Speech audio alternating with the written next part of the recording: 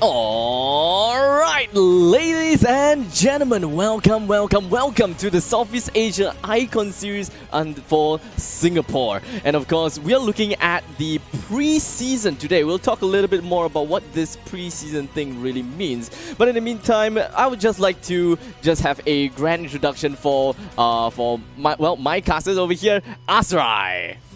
Hey, what's up, guys? Excited to be here. That's about it. Yeah. I hope that you guys will be having a great day today. It's currently about 8 p.m. We'll be having the event for the preseason all the way until somewhere around 11 p.m. We'll be looking at about four teams that will be fighting against each other. I believe that we'll be looking at Alliance, Impunity, Team Sequence, as well as Big Dirty Golems. Yeah. I mean, those are just, I think, one of the good premier teams that we're seeing here in the particular country of Singapore. I have heard about Impunity ever since back in the day. I think like in 2016, 2017, they were playing in a different mobile game back then. And it seems like they transitioned already to Wild Rift. And they've been popping off, I gotta say, because I believe I also did cast it a couple of, I think a tournament where they were looking pretty fine. I don't think they ended up in champions, but or as a champion, but it did show kind of like how well they've been looking at. I think it was the Lions that won that particular tournament that I casted. But again, all of these teams really good to see here. Yep, Alliance we do have quite some familiar faces, familiar names within of Alliance as well. Maybe we'll be talking a little bit more about that once we enter into the drafting pick. But for now, let's talk a little bit more about this preseason itself, because I previously talked about it. What exactly is this preseason thing? Basically, we'll be having the 4 of Singapore's best teams that will be competing against one another. We'll be looking at a double elimination format, all of which are best of 3, except for the grand finals, which will be happening in a best of 5 series. And of course, with a total of 5,000 USD prize pool, which will be split amongst first, second, third, and fourth, with 2,500 for first, 1,200 for second, 800 for third, and 500 for fourth. As you can see, the brackets over here, Alliance and Big Dirty Golems will be the first game that we'll be looking at for today, as well as Impunity Esports against Team Sequence, which will happen right after their game. Yeah, it seems like there's gonna be a good chunk of scouting opportunities for other teams that are kind of looking to see what the meta, what the trend, and how these teams will be performing. Because that's always what I feel like preseasons is all about, is the ability to be able to scout out these opponents, and of course for these top 4 teams to be able to showcase their strength and say that we are here, we are now, and we will dominate. And this is really good. You know, we're gonna have this all throughout the weekend, and that's gonna be something for our viewers to definitely feast their eyes on. And of course, we are proud to bring to you the Singapore preseason. And of course, this is all presented by 100 Plus, the official beverage sponsor of the Icon series. We'd like to thank Elephant as well, the organizer, and of course the official partner of Riot Games in Singapore. With the official chat partner, we also have Secretlab. So you can pretty much see that I've got 100 pluses of 100 plus. Ha ha ha ha. I'm really bad. Is that really 100 bottles? I have no idea. We are looking at like five rows of like 300 of so oof. So we have like 100, 100s, and 100s of 100 pluses. I mean, can you like throw one through me to the monitor right now? My hand's right here, man. You can, yeah. Like, maybe give it right here. Gladly. I live somewhere far, guys. Don't worry. I wish I could get one right now. It would be nice. Oh, come on. Yeah. Take a sip, man. It's okay. I'm not jealous or anything. It's fine. Jealous? Or sorry, come again. What do you say? I mean, I can already feel like you're getting the one up on me now. Enjoying that 100 plus. Oh, yeah. Okay. You're satisfied. You're satisfied with your drink. Your thirst has been quenched. I see how it is. Of course.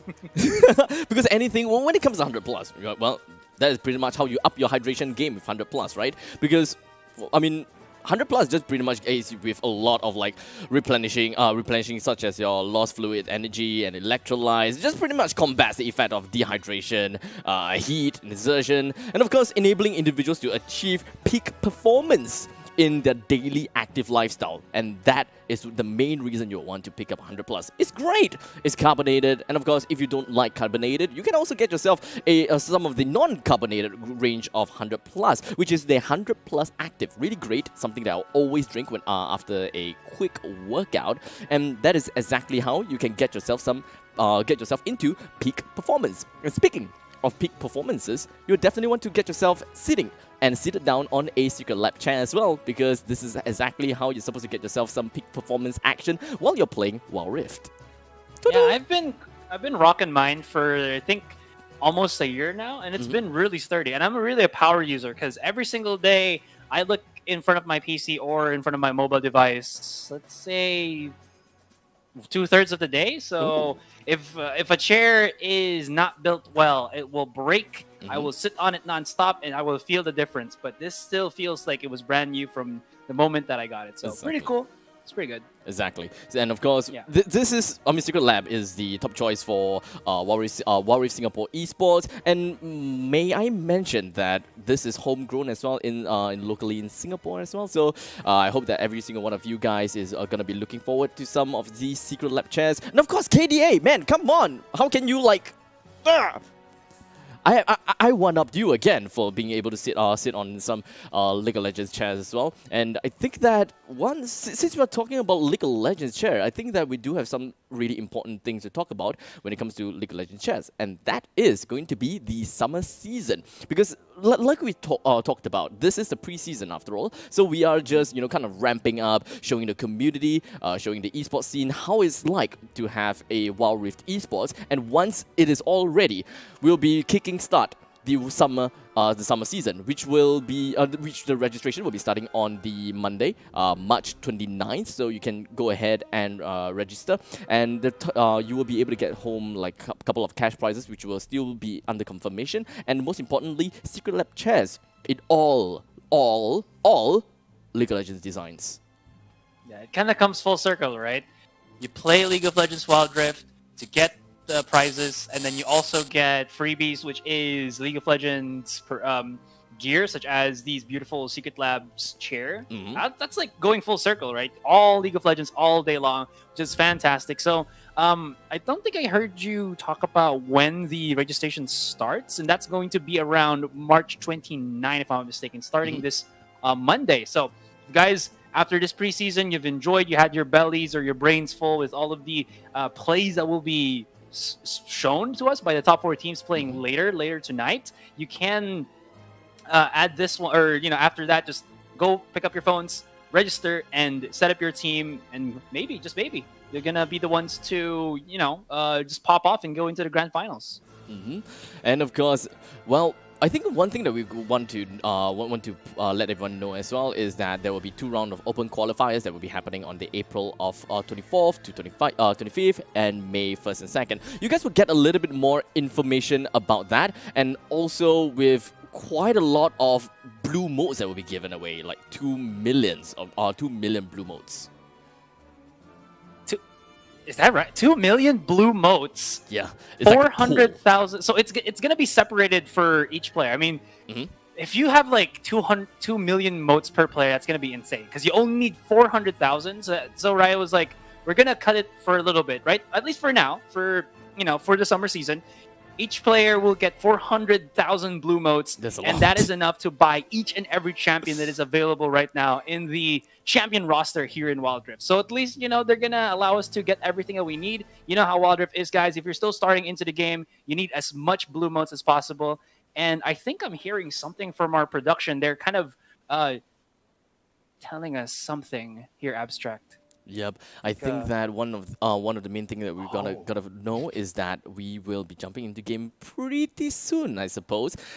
And I believe that we are going to be looking at the first game that will be happening for today. Best of 3. First team that will be appearing today is going to be Alliance. And we talked about Alliance before. I briefly spoke about the team lineup, that some of these players are relatively similar. Familiar, whereby I'm looking at Shinsekai as well as Raven, 2 of which were in RSG before. Yeah, very familiar names actually here. And honestly, Alliance, the couple of times that I've seen them play in a tournament, they've been, I think, one of the strengths of this particular team, and that's probably what all teams should always look out for, is the macro play. They never really leave anything unturned in terms of how they get the objectives. Their flow as entirety of the game is very smooth. It's like you're reading a book, and Alliance is there to storytell it for you. That's how they are. That's how I view them, and it seems like that's how they always play.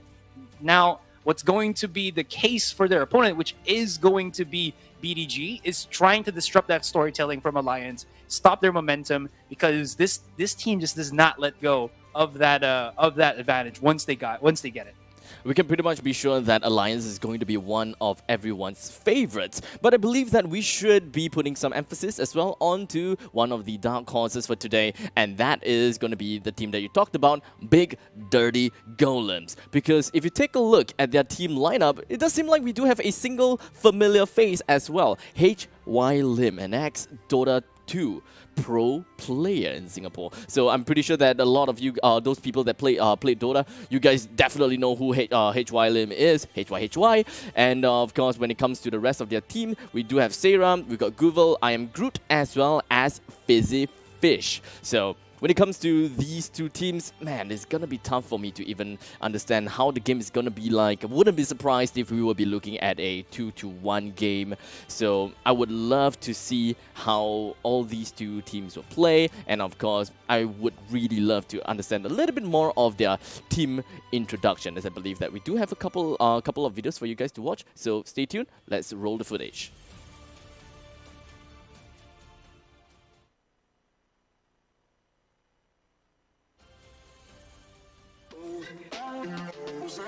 Hi, I'm John, also known as Glaceox. Right, I'm the coach of Team Alliance.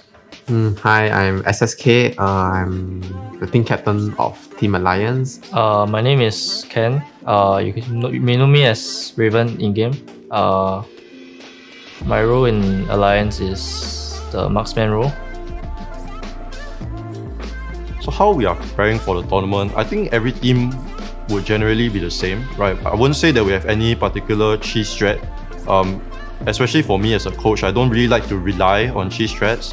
The most important for me is to, increase the level of our fundamentals, right? And so, daily scrims, of course, because our goal is not set just locally, right? It's obviously set worldwide, regionally, especially with the Alliance brand in mind. So we are obviously always screaming the top teams from every region. Yeah. We train around maybe 6 hours every day from 8 to 12. But before that, I would practice solo queue with my support every day. Personally, as a coach, right, I try to uphold like very high level of professionalism, like not just from how I coach, but from the players as well, right? And of course, when it comes to their gameplay, right, what matters to me is not whether you win, but how perfect is the gameplay. So a lot of teams, maybe they see like, okay, we get a W, it's really good enough. But for me, if it's not good gameplay, if it's not perfect, then it's not a win. So that's the level that I always try to achieve, as well, and the standard that I set for the team. Right, we want to get the highest gameplay of all, because we're not aiming to just win locally, right? We're aiming to go regional and to win there as well. My role in the team is someone that take the lead and make sure that everyone on my team, the 5 players, including the coach, 6, so is on the same page at all times. So even though I myself know that I'm not the best at the game, mechanically wise, I know I have a job that only I can do, which is make sure that everyone in the team is always on the same page, doing the things that we want to do during the game itself, and our game where we are able to talk about the same things, solve any miscommunication, solve any team internal problems. And I think that's honestly, it's not something that most people can see from outside the game, but every team needs someone like that, so that's how a team can progress forward. And that is it. We do have a really nice introduction coming from the side of Alliance. Does that change anything for you as well? Like for example, like Glacio, the way that he mentioned about his, the way he plays the game, the upholding the professionalism. I think that's a really good point, right? Like never settle for like the bare minimum kind of thing. Yeah, it makes a lot of sense because I've also been a coach for a different esports team, and usually what you kind of feel when you're starting off a team, and even while you're, even if the team is already, well underway with how they've been playing with each other and how long they've been playing competitively, there's always going to be that point where you have to understand that communication, as well as just knowing that you're here not only to play for yourself but play for the team and represent the team, is something different. The pressure is different. The ecosystem is different. There's just a lot of things that you have to worry about, and I really like the mentality of Alliance that they're not going to do anything too different. It's all about the fundamentals for them and making sure that those fundamentals is gonna net them that W. And that's also what I've been talking about a while ago, right? When you always see Alliance, they're a team that just really loves to be in there and always trying to go create that flow for themselves and never let go if they have it. And here we go. Ladies and gentlemen, we are now in the game. As you can pretty much see, we'll be looking at Alliance that will be on the blue side, which is on that side, and we'll be looking at Big Dirty Golems that is going to be onto the right side of the screen on red side. So we are going to be looking at the bans that's going to be going through as well, followed by the picks. So the bans will be happening at the bottom left and the bottom right side of the screen, whereby we do have a ban onto Nami for now, as well as a Darius on the side of Alliance. So far, it does seem like things are starting to, kind of go off pretty nicely. I am really looking forward to see what kind of power play that they're going to be looking at. Yeah, usually why you would want to see a ban on a Darius, it's kind of goes both ways, where you're really afraid of the Darius to pop off, because Darius is one of probably the most ridiculous champions right now that can really control the top lane once he starts that ball rolling. He has a lot of split power potential if you can build him up for that particular point, and just maybe it's also one of the favorite picks going into for BDG, which seems like what Alliance is setting up right now. The Nami ban as well, just to at least remove that point of safety, and immediately they pick up the Lee Sin. So this is a lot of champions as well that Lee Sin can be trifled, that can really hinder the Lee Sin's aggression in the early game, in the early stages, and losing the Nami as well as the Darius makes easier targets going into the side lane. So I really like the starting pick here from Alliance. And as it is for now, with the next of the batting pool, we'll be looking at Nami being banned out, Draven, as well as Evelyn. So we're just gonna be tossing all of that aside and looking at how Alliance is gonna be working out with their picks. With Lee Sin, Akali, as well as Braum, things are starting to look like they're very more on the assassin side, whereby they would really want to break down BDG's main ADCs down as fast as possible. But unfortunately, we are unable to see exactly who is gonna be BDG's ADC yet, as they only have picked up Orianna, Alistar, Wukong. Until now, then we are able to see Kai'Sa. I would just assume the reason why we're not seeing a Draven here is he's ridiculously powerful for the moment as an ADC. You know how the blades, when you're able to toss them and just juggle them in, the kind of combination of that, the consecutive hits really does just hurt any ADC matchup. And if you couple that with a Braum and an Alistar with a good amount of CC, the damage output is just going to be wild, especially at the start. So I think both of these teams just really trying to negate anything that can hinder the start of the game for them. That's why we're seeing a lot more of these particular bans for now for us. Now, we haven't seen really the ADC for the side of Alliance, and now they've picked up the Vayne. I'm not really sure what I feel about this Vayne in particular going up against the Kai'Sa, but maybe, just maybe, I do like the point that you can use your Vayne in a way that you can harass Kai'Sa, just because her bolts will be able to deal consecutive damage if you can connect the Frostbite, I think, the passive of the Braum that can stun the Kai'Sa. That will force the Alistar to peel away from you, and that's never really the point where you want to play. Also, Vayne is really good going into the later stages of the game. It can allow you to get a good amount of control on the objectives, and it just scales really, really well alongside the Kai'Sa. At this moment in time, we should be looking at Big Daddy Golem. They should be picking up a Yasuo. No, they are not picking up the Yasuo. Instead, they are going to be working on a Camille. What I was thinking coming in from BDG is that they are going to go for a very CC-heavy lineup. Camille kind of works. Definitely does work, but I personally would prefer a little bit more on the Yasuo pick. Sending Orianna into mid, Kai'Sa understandably over to the Dragon lane, Alistar, Dragon, Wukong in jungle, and subsequently with Yasuo in the Baron lane to deal with himself. But I guess the only problem is when it comes to Yasuo versus Akali, I'm not too sure how exactly they will want to play that out. But understandably, Camille versus Akali in the Baron lane. What do you think about this? It's really a skill matchup. Plus Yasuo, I mean, I would feel Yasuo would be great here, but he might be too hindered. Because, again, if you're just going to be somebody in an island, always the solo laners, right? Would you rather pick a Camille that can dash away a la Shingeki no Kyojin style, or a Yasuo that has to dash away and try to hit minions as he dashes? That seems like a bad mix, especially when you're going up against a Lee Sin again. So maybe that's the reason why you're not seeing the Yasuo here. It's because there's just a little bit more safety coming from this Camille. And when you go into the team fights, I really do like how her protocol is going to be able to at least, solidify a pick-off if you want to isolate somebody, and then everybody from your team can just, whack-a-mole on someone. And like you said, CC heavy lineup, this kind of complements that, and I really do like how Camille as well is a pretty solid split pusher. So I think it evens out for BDG there, but maybe we'll see how that pans out. Maybe the Yasuo was a better option, but at least looking at the laning phase, I do like the Camille a little bit better. And of course, I think that one thing that we're gonna have to focus a little bit much on is going to be the fact that since this lineup coming from BDG is really CC heavy, we can pretty much be looking more into the passive of Kai'Sa. So whoever pretty much put down the CC, then you'll be expecting that the killing instinct will be coming in from Kai'Sa literally anywhere and everywhere. So that will enable quite a lot of burst damage from the side of Kai'Sa, as well as a massive amount of mobility side for Kai'Sa. So I'm not too sure exactly how are they going to be working things out. It's more of a wombo combo kind of situation for Big Daddy Golems, or perhaps you can pretty much call it an unga bunga thing going on about.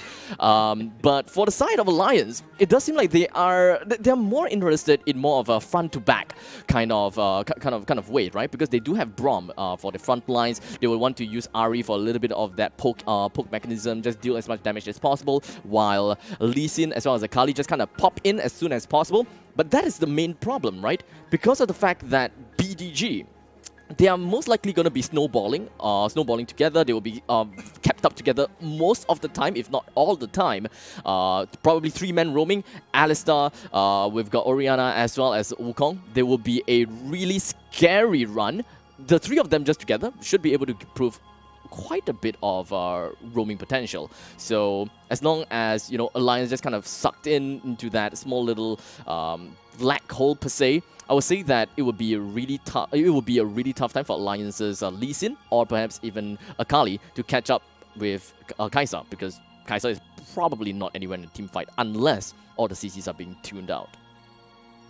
You kind of might think that, right? Where it's kind of like theory, yeah, exactly. I do agree with you. BDG has such a set-in composition that just kind of allows them to roam and be threatening because of how much AoE they do.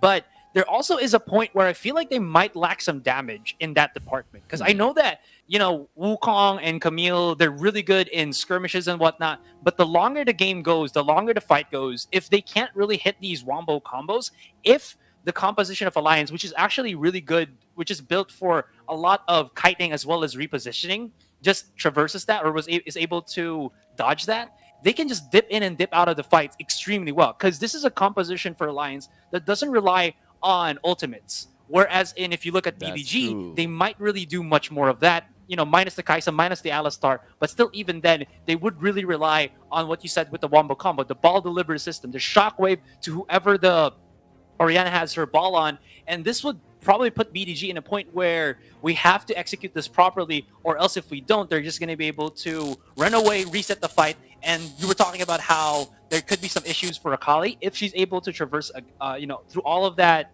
kerfuffle with the crowd controls. She's going to be able to stick to her target, and I feel like that might be something that BDG also has to respect. Because again, from our normie eyes, it seems like, wombo combo is always the way to go, but there is always ways. I've said ways too many times, but there is paths, options for you to be able to play around the wombo combo. So I get it. I understand that BDG has such a threatening composition, but if they cannot use that properly, they will be in such a world of hurt. So they have to, they have, for BDG, right, they really need to set things up properly. If it doesn't go towards their way, then I suppose things are gonna get a little bit tough. But, I mean, just from the kind of the champion lineups over here, it's kind of tough for me to even tell who's got the better champion lineup. Is it Alliance or BDG? But for your side, do you have any bias for now?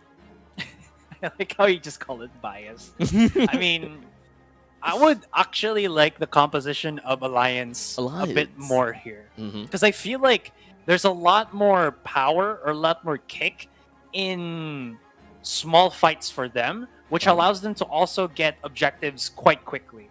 And that's why, again, we're seeing the Kaisa and the Vayne. It's not only that they're hyper carries that can really scale into the late game, but these are also carries that can assist in taking the bigger objectives, such as the Rift Herald, the Dragon, and the Nashor when it spawns. So that's something that I really like.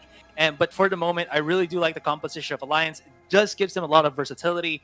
On the other end, BDG, again, like you said, it's all about that wombo combo for them. But I'm gonna throw back the question at you, man. What do you think? Who do you think is the composition to, at least, I don't want to say it, but bet on, I guess? Yeah, I suppose. I mean, understandably, you did manage to kind of put your coin onto Alliance. I do want to, kind of play the devil's advocate a little bit in some sense, but a small part of me, or actually no, a big part of me, there's a reason why I keep talking about BDG, is because, well, I kind of like BDG's lineup. I'm more of a wombo combo unga bunga kind of person. I just want to throw everything right into the opponent's faces. Just kind of have an Alistar right outside of the Baron's pit, waiting for someone to come in, and then, just go on with a headbutt, expect the Cyclone coming in, a Splash Shockwave, and then suddenly a Killer Instinct jumps right in. That's the kind of like this perfect scenario gameplay that I'm thinking of. But knowing Alliance, knowing that they are very active, and of course they have been screaming, they should most definitely have experienced a fight with these kind of champions before. So I wouldn't be surprised if they know how to exactly bring BDG down using, well, this lineup that they have. So I'm just saying, based on Alliance understanding, they should be able to win. But looking at champion pool, rather champion lineup, I really like BDG's one. They really need to get everything set up really nicely.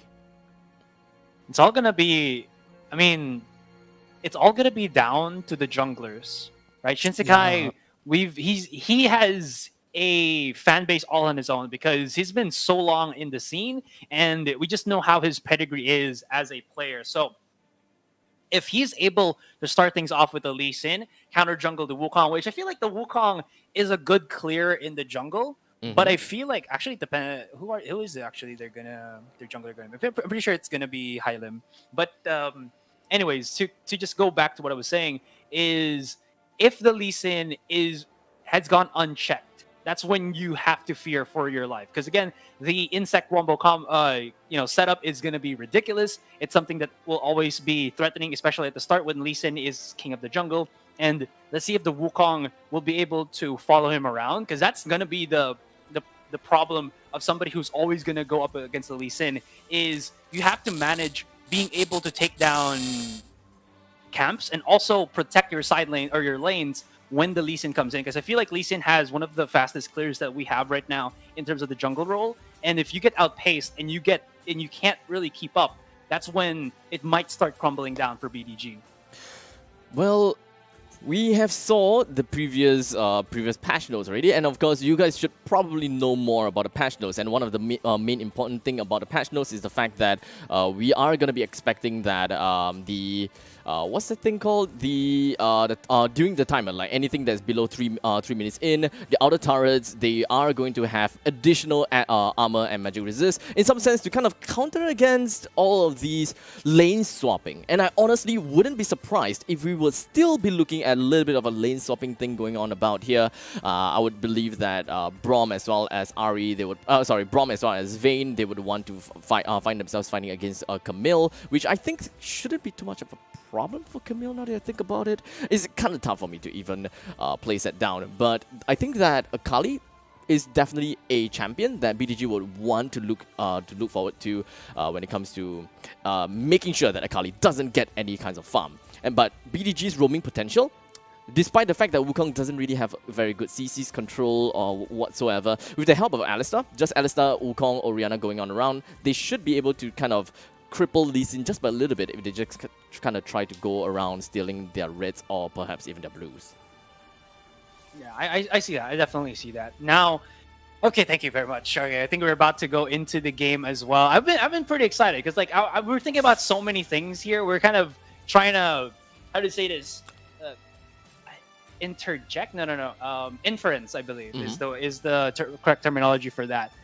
Now we're gonna go into that game. Or in the best of 3. Game number 1, man. Let's go. Looking forward to this and see how exactly this game is going to play out. And of course, we'll just have a little bit of understanding, or maybe even just kind of have a small little theorycraft as to how these players are going to lane. I mean, it's not exactly a theorycraft. We should know in some sense how these players are going to lane. Here in up in the top lane, in the Baron lane, we should be looking at Camille fighting against Akali. In the middle lane, we should be looking at Orianna fighting against Ari.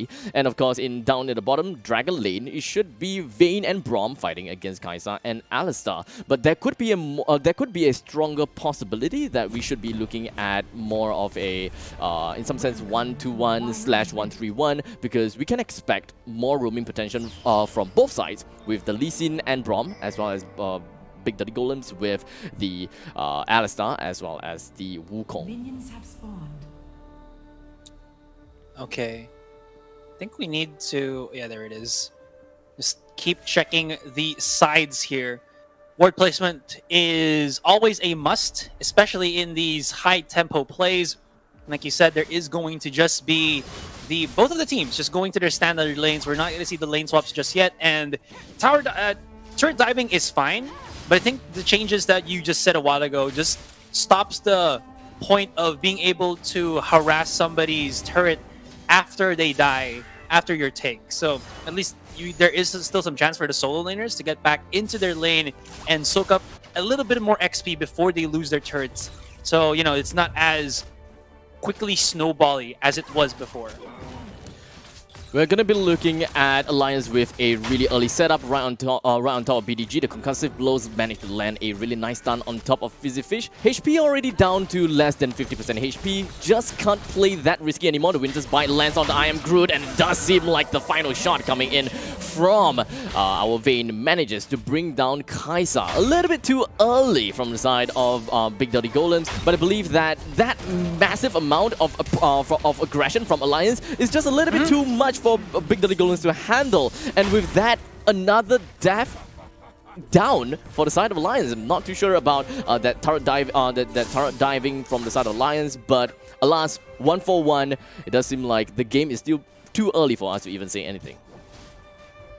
I mean, that's a kill for the support, not the ADC for BDG. So that's still a advantage for Alliance. Yeah, it definitely isn't, but I'm pretty sure Sinsekai fat-fingered, because he wasn't supposed to dash in. He knew that he was just going to back away already, because he burned the flash of the Alistar. There was no way for him to really get the kill, especially if he's like level 2, level 3, underneath a turret that's still pretty damn strong with him not having enough HP. He just dies to that. Still, the control for this game looking to be Alliance, because they left a lot of opportunities for Raven to keep on farming. He's already 4-3 of I Am Groot here, and when he goes back into his base, which he hasn't done, if I'm not mistaken, he's going to have an item up against I Am Groot. So that is definitely not what you want to happen, because you can see the power of the Vayne already. If you can get hit by the passive, the Braum, the 3 stacks into the stun, he just harasses. The combo is just real. Look at that. Oh, does seem like the final shot coming in from the concussive blows did not quite land, but it's not that big of a problem, because I think that Alliance, they should be wanting to just kind of force BDG away, at least from the Dragon Lane side. So we can pretty much be expecting that I Am Groot is not going to have a really good time when it comes to farming. In fact, I Am Groot should probably head back soon. If not, a Glacial Fissure from Rich is going to be the death of this Kai'Sa. Just gonna be a little bit more XP down onto the road for Rich is going to be the death of perhaps even both of them. The concussive blows lands on the Fizzy Fish, and both of which are already low on health. Shinsekai is just gonna be wandering around the opponent's jungle, but HY joins right in. Just gonna be working around Glory Twixter as well as a Cyclone. They try to work it all out, but unfortunately it does seem like the opposite actually coming from Cryo didn't manage to get himself a decent amount of kill right on top of this Wukong. With 3 men down already, Alliance have managed to push BDG with their back against the wall, and just like that, 4 easy kills in favor of Alliance. And Big Daddy the Golems, unfortunately, they are also going to lose the blue golem. I mean, that's the least of their worries here, Abstract, my man. Oh my gosh, that's okay. There's a point where you know you have to get out of a fight when you make a mistake or when you lose your front line. And BDG, seeing that Hylim was still there, and he got one knockup on the Ari while her ultimate was still active, meaning that she had like 1 to 2 more dashes to get out of harm's way. And there was the Kai'Sa chasing her in, using her ability just to go in too deep to the fight, wherein she wasn't. I think she didn't see that there was like 3 more members of Alliance coming into the bottom side of the wave. That's just a beautiful charm coming in here from Cryo, and a fight ensues once again, losing the ADC and everybody just rushing in. This is the point where Alliance is just manhandling BDG. It's so close, it's so near into the game, but you're already feeling the seams breaking for BDG as Alliance gets 7 kills above BDG. My oh my, it's just 5 minutes into the game and we are looking at almost a 6,000 goal lead for the side of Lions. That is not good. Big Daddy Golems, yes, granted, they did manage to get themselves the turret at the top lane, but that is probably their only merit. They're just going to be kind of just closing the gap a little bit more. Alliance did manage to get themselves the Inferno Drake, one of the best Drakes, by the way. So Big Daddy Golems, they do have such a huge hurdle to just kind of get themselves across. This is already, I would say, deterring for them.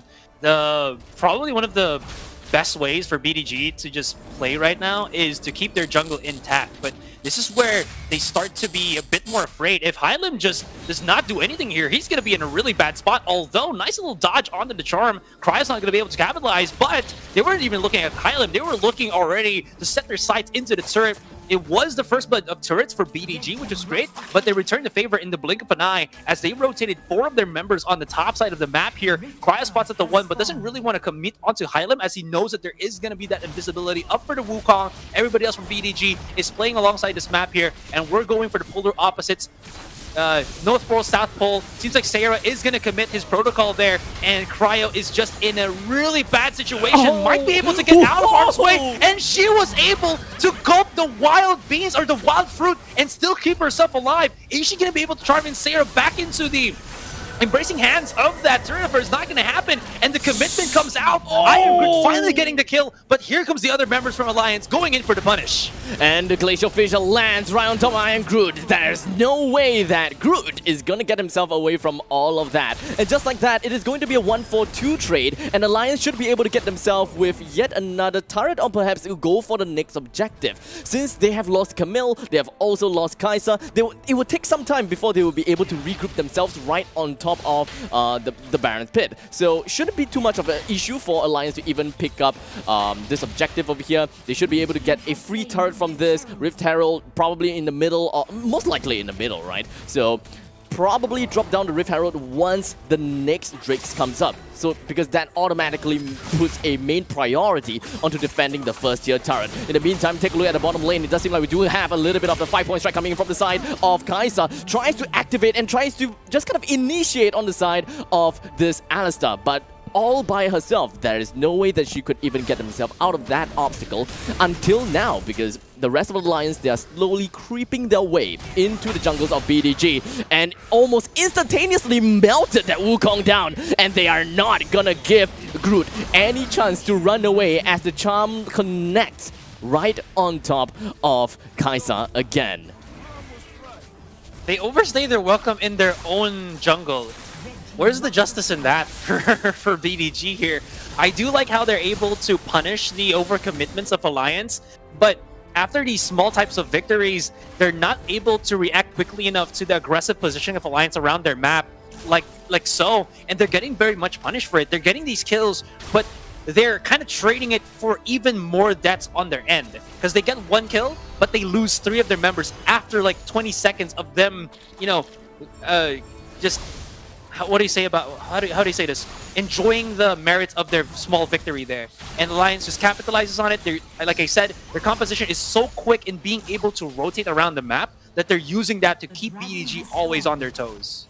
And now the next Drake is up. Alliance, they are very confident, so it shouldn't be too much of a problem for them to even snag this Drake out, and they are just going to be working right on top of Cairo. But unfortunately, throughout all of that season, even the hashtag ultimate was pretty much dropped on the Ahri. After all of the ultimate, they only managed to bring 1 person down. Will they be able to bring Raven down as well, though? The Condemn is not yet right onto Groot. It is pretty much a 1v1 assault right from Kai'Sa, Vayne to Kai'Sa, and Kai'Sa wouldn't even be able to do anything. I'm calling it. This game is over for the side of Big Dirty Golems, and we should be looking at what exactly Big Dirty Golems should be looking at for the next game. How should they be? How should they overcome against the Lions for the next one? They just don't have enough firepower as of the moment. Blade of the Ruined King only for the Kai'Sa. I'm not even sure if she bought that or she had that during the game because the weapons weren't up. But Phantom Dancer and Blade of the Ruined King for this Vayne just means that she has so much skirmish potential, and deep into the fights, you saw that the Silver Bolts of the Vayne was better than the multi-hits of the Kai'Sa, because Kai'Sa needs some form of setup first to kind of heat up and, you know, create her burst potential, but she just does not have that. And Raven was fantastic with her positioning, always just playing in left and right, and because there's some form of in-breed property for at least 2 of the players of Alliance here, the squishies of Alliance, they're able to just bamboozle and keep BDG guessing because they cannot set up these wombo combos. Now another fight will ensue and they just chase right in. It doesn't seem like things are going to go well for Hylim as well. He's just going to be cycloning on his spot. It is going to be part of his warrior trickster, but there is nothing that he can do to even get himself away from the grasp of Alliance. They have pushed up too much. The setup is already too good for the side of Alliance. BDG, they are forced to just stay in their base. There's nothing that they can do with all of them on a respawn timer. So the inhibitor turret in the top lane is now gone. The middle lane inhibitor turret is understandably gonna be gone as well. Alliance would want to close this game out as soon as possible instead of running themselves down to the bottom lane, I think, because, I mean, if I'm them, I would be pretty confident. Just gonna be regrouping a little bit, hoping that the opponent just kind of overextends themselves, such as a situation like now, unless they want to regroup right onto the Baron Nashor. And this is, I mean, they could take the Baron right now if they wanted to. They forced the Shockwave out of the Orianna here, and this is it's just no bueno. Anyways, Fizzy Fish, he's gonna get the exhaust on Raven, but when Raven is going in at like 1,000 miles per hour and exhaust that lessens your percentage by a couple, will only put him like 800 miles per hour. It's still pretty big, and he's just able to run through his opponent. Like you said, they're setting their eyes onto the Baron, and even if Akali is gonna be in this 1 versus 4, that Smokiverse allows her to just play around and still deals a significant amount of damage, even using the Sawyer's Hourglass to take down Groot. He's burning, he will survive, but the Baron still goes into the hands of Alliance. The Baron is going to be an easy take for Alliance as Akali has bought more than enough time. In fact, so much time that, I mean, it's not really more about time at this point of time. Alliance's Akali just dealt so much damage. I did not expect to see that perfect execution, just burning down so much damage from the side of BDG. Perhaps just one more champion from the side of Alliance would be enough to melt down the entirety of BDG. So let's just wrap this up a little. Let's just wrap this up here because Alliance, they are definitely going to get this win. I'm just looking forward to see how BDG is just going to be using this game as a learning outcome because the early game down in the Dragon Lane is going to be tough for I Am Groot to even handle against Raven. They need to probably change things up a little bit and ensure that Raven is kept in control. Island's just prolonging the inevitable. Now, one thing that I do want to point out here, Abstract, that was a big 4K ult from the... Oh no, from the Shockwave, but at the end of the day, it's just a tad bit too late. And the point that I was gonna tell you, Abstract, here is we talked about the wombo combo for BDG, but when you saw those team fights happen, there was one thing that was pretty obvious when we were seeing the match unfold, with the fights unfold, is that the damage output from BDG was exceedingly lacking. They can knock up people left and right, but they really lack that finisher to be able to win out those duels. And it's either I Am Groot not being in the fight, he didn't have any items, or it's just that there was some really good micromanagement from Alliance. It's really unfortunate. Big Daddy Golems, they did not even have any chance to run with the setup that they are looking out for. Like, typically, having the Alistar right in front of enemies' faces, work with their Tremble, Headbutt combo, and then allowing the rest of the team in, such as Wukong Cyclone, and then finishing things up with a Shockwave from Orianna. And that, by that point of time, it was probably a really good idea for Kai'Sa to jump right in with the Killer Instinct. That is the dream, right? That is hands down the dream way of playing things out. But since the early stages of the game, there's just way too much pressure that's being brought down by Raven as well as Rich onto the Dragon Lane. We've got Shinsekai that just jumps right in every now and then, tries to just kind of meddle with things in Dragon Lane, and just from that, it is more than enough for Alliance to pick themselves up with a massive goal lead. And with the fact that Big Daddy Golems is, well, far back behind in terms of goal, they are not that confident in grouping up as 3 to roam around as a Wukong, Orianna, and Alistar combo. So they just ended up, disintegrating one after another. I mean, we saw... I was getting there for like dramatic pause, you like that? We saw a 4K at around 4 minutes, and it was a play that BDG definitely didn't want to happen. You talked about the Killer Instinct, you talked about the dives of the Kai'Sa, but there was a dive there that was really questionable to try to chase down the Ahri, who got once knocked up but still has the rest of her team right behind her, and no damage for the Kai'Sa just yet. That really set up BDG for an early hit on their economy, because when you get wiped out, it's not only, again, your Alliance being able to get the money as well as the objective, but it's you not getting your time to build up your own economy. And that is never really what you want to happen.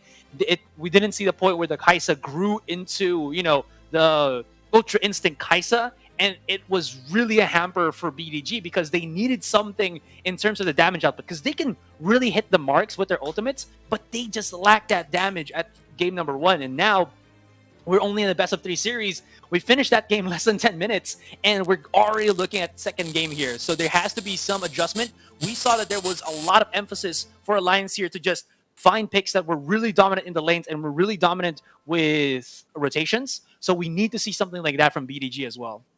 I mean, all in all, BDG, they had a rough start. Like, it was a really rough start, right? Kai'Sa unable to go online. Their Alistar wasn't really able to soak anything. Most of the skill shots connected onto your opponents, such as even Charm from Ahri, it seems too easy, right? It's almost like 100% hit rate from the side of Ahri. So I gotta give it over to Alliance. Their skill shots were really good, and on the side of BDG, they're just unable to get things to kind of connect. And because of the early game steamroll, the fact that BDG doesn't have that economy, they never really had a chance to come back up. Any kinds of 5v5 team fight is just trampled. They're just completely stomped.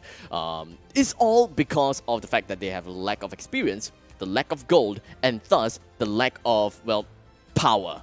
And no matter what they do, they are unable to get themselves in their full ultimate form. Yeah, there was a bit of point where they wanna, I don't know if people will still understand this terminology, but digivolve or evolve Digivolve. Yeah, they didn't really quite get the Digivolve, right? It's pretty much on the small little hatchling after the egg, right? Yeah.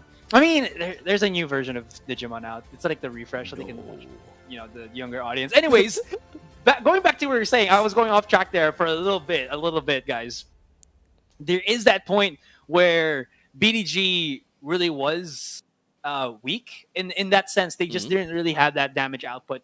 And again, Alliance just kind of kept trampling them down, kicking them down to the ground, and they couldn't really resuscitate themselves back out, because one of the ways that BDG could have gone there is threaten them with the crowd control, the wombo combos, as you were talking about, the unga bungas, as you mentioned. And we never really saw that threat. There was a lot of passive, just give up the jungle control, which really just allowed Alliance to set up a lot more easy ganks, easy kills on these side lanes. You saw the Camille. She saw that everybody was there, but you didn't see any backup from BDG. No threat of getting knocked up as you're diving underneath the turret, which I think is really what you need to do when you're playing from behind. And we just did not see that from BDG. They played the most passive game, and in the end, that really just bit them in the behind, because they couldn't get the resources that they need to jumpstart their carries, which was, in this point, the Kaisa. Indeed. I mean, I think we've talked quite a big amount on the fact that BDG unable to go online. So let's talk a little bit more about how can they essentially go online, right? Is it more of a champion mismatch, or is it more of like a gameplay, game style kind of thing? Because in at least for the champion lineup, right, I did have my initial understanding that I really like BDG's lineup. So I think it's more of like the gameplay, right? They can maybe change things about a little bit, be a little bit more aggressive. They need to get a decent amount of dominance or control, at least when it comes to Dragon Lane, because they allowed Shinsekai to just go into the jungle that easily. And of course, in the Dragon Lane, they just got pressured. Even though it's a 2v2, it is, the Kaisa has been doing a lot of poking work. Sorry, not Kaisa, sorry. The Vayne has been doing a lot of poking work, while Kaisa is just forced back and just couldn't do anything. I would probably put this all in one aspect first. There has to be some point where they have to put Shinsekai in a awkward situation. Because Shinsekai, he puts himself in an awkward situation. If you saw that gank and he died, overextending underneath the turret. But other than that, there wasn't really a point where Shinsekai's route and gank patterns, even though he was spotted by the ward, really punished fully by the side of BDG here. And I think that's what really spearheads everything for Alliance, is that Shinsekai is one of the junglers that just enables every single one of them, and they follow up. If they can disrupt Shinsekai, that should be something that can really help BDG in this case. And they need to step up right now, because this second game is already match point. Let's take a look at the bans as well as the pick as for now. BDG has opted to ban the Draven as well as Vi, while Alliance has opted to ban Lee Sin and the Darius, while picking up an Orianna for BDG themselves, and Alliance have went for Akali as well as Evelynn. Okay. So BDG's on the left side. Yep, BDG's on the left side now. I thought it was on the right side. Anyways, fun fact. Draven and Darius are brothers, and they've got both banned out, if I'm not mistaken. So that's kind of cool to see. I mean, not super cool, because if you're brothers and you get banned out, then it's weird. But anyways, BDG banned this, and Alliance was like, you didn't ban it on the second game. We're picking up the Evelynn. That is deadly. Evelynn, probably one of the this is a double a redundant, most scariest junglers out there, just because if you can get charmed by her, I can't remember the particular name of the skill, but if you can get charmed by her, that it just obliterates you. Although there is some ways to go around this, we might see as well something to kind of control that, but you can already see one of the big counters, or one of the big challengers to the Evelynn jungle could have been the Lee Sin. Alliance, knowing this, take it away from the board. So what is going to be the adjustment from BDG? They can't have somebody who's passive. They need somebody who loves to go for that punish in terms of the jungle, or else they're going to see something similar to what happened during that game one. And in this case, Nami is not banned out anymore. I think that Alliance was the one to ban Nami, so now BDG is picking up the Nami. So they both had like their own case of, you did not ban, I'm picking it kind of situation. Nami, BDG picked up Nami while Alliance picked up Evelyn. But from that point onwards, let's take a look at the rest. With Kaisa being picked up by Alliance and Alistar being picked up by Alliance as well. So a little bit of a change over here in terms of the ADC. So something interesting. I'd like to see more of that. Not much of a CC reliant onto Alliance. Perhaps more of a front-to-back kind of approach when it comes to a team fight instead of the previous BDG style wombo combo, unga bunga, or sneak attacks from Alliance, such as singling one person out. Because now Alliance is working more on a death ball, perhaps. BDG Nasus. looks like they're gonna go for a comp that I am actually looking forward to. Although this does put a bit of... Oh, sorry, I'm like setting out notes here, so I got something to talk about later. But the thing that I like about BDG is they're building a lot of beef. Like their B in BDG stands for beef right now with this composition that they've set up, because Dr. Mundo and Nasus, really ridiculous. Nasus has strong potential to be able to push up the lanes if he's able to get that Siphon Strike of his stacks really up high. And the Mundo is just an incredible front line. Now this begs the question, there's a lot of counter to that. If you build too much beef, that's why you have Blade of the Ruined King as well as the Leandry's Torment. These are things that can just melt HP so quickly. And there is the gamble once again for BDG here. But I really do like this. If they can set stuff up for this Nasus, I'm really looking forward to this. And they finally supplemented with a Nami and an Ezreal that can really step up in the dual lane, which we didn't really see BDG have. So that's something that at least I can look forward to here for BDG. They look pretty solid right now. So a little bit of a difference and of course kind of a change when it comes to BDG's lineup. And Alliance's lineup, more of a front to back. We saw, like I said before, so I don't really quite have like the hero lineup every now and right now. But I believe that BDG, I mean, the way that they have kind of drafted their champions, it kind of seems as though they want to scale towards the a little bit more towards the later game.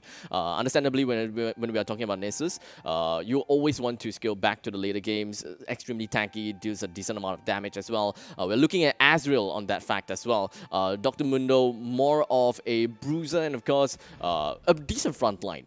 In fact, they have two front lines in this case. It's going to be Nasus as well as Dr. Mundo. So that front-to-back kind of elimination strategy from the side of Alliance is probably going to have a little bit of a problem because the overall lineup, overall champion lineup from BDG is quite beefy, like you said. Yeah. There's going to be a lot of, I think, emphasis on Ari and Kaisa being able to break through that. Because, again, you can't only because like this isn't like going back to like League of Legends PC. If our viewers have played League of Legends PC before, right? There was a point in time where tanks really ruled the meta before we introduced percentage damage, before Vayne was in the mix here. So now one of the things that the tanks really have to build up on is probably some form of magic resistance that they have to build in conjunction with the HP, just because again it's the basic of the basics. HP just does not counter percentage damage. It just does not work. If you have more HP, percentage stacks better in that regard. But again, I really am pretty hopeful with this one. I always love it to see when a Mundo is out there because I feel like Mundo is such an underrated pick every single time. He's tanky. He's aggressive with his sadism. It gives him a ridiculous amount of damage. And if you build him the way that regeneration as well. Yeah, and exactly, right? When he activates his ultimate, I can't remember the name, but anyways, there's also some builds with the Mundo that can be quite ridiculous. You can build him AP or AD, and he can work either way. He can either slap for silly or he can burn for silly, and that's where I think Mundo just kind of shines. But the one real big factor here right now for BDG, just to end everything, is that they don't really have any gap closers for these tanks. They have to run up to their opponents and basically just hope that they can hit these targets. And that's where it gets a little bit difficult, but at least they do have that speed boost from the Orianna's Ball. I'm keep trying to think and kind of like go for the theory crafting and see what exactly will be happening, what would not be happening kind of thing. So it's kind of tough for me to kind of put things out. But I guess one thing that we can look at is probably the CC control, right? Like for the side of BDG, we've got Nami, we've got Oriana Shockwave at that point. But other than that, I don't think that we are going to be looking at much else from BDG. While Alliance, we do have a decent amount, I suppose. We got Ari's Charm, we've got Alistair's Headbutt, and of course, when it comes to Trample as well as the Pulverize. So I do think that when it comes to a team fight, Alliance do have a pretty strong start on that. But if Alliance don't close the game out fast enough, BDG is very likely going to have a lot of a better time. I would also agree to that, because there is, again, some ridiculous sieging power for BDG here because they do have that Nasus as well as the Ezreal. I feel like these two particular picks are exceedingly good picks when you want to be able to take down some turrets. And here's the thought process that I'm seeing at right now.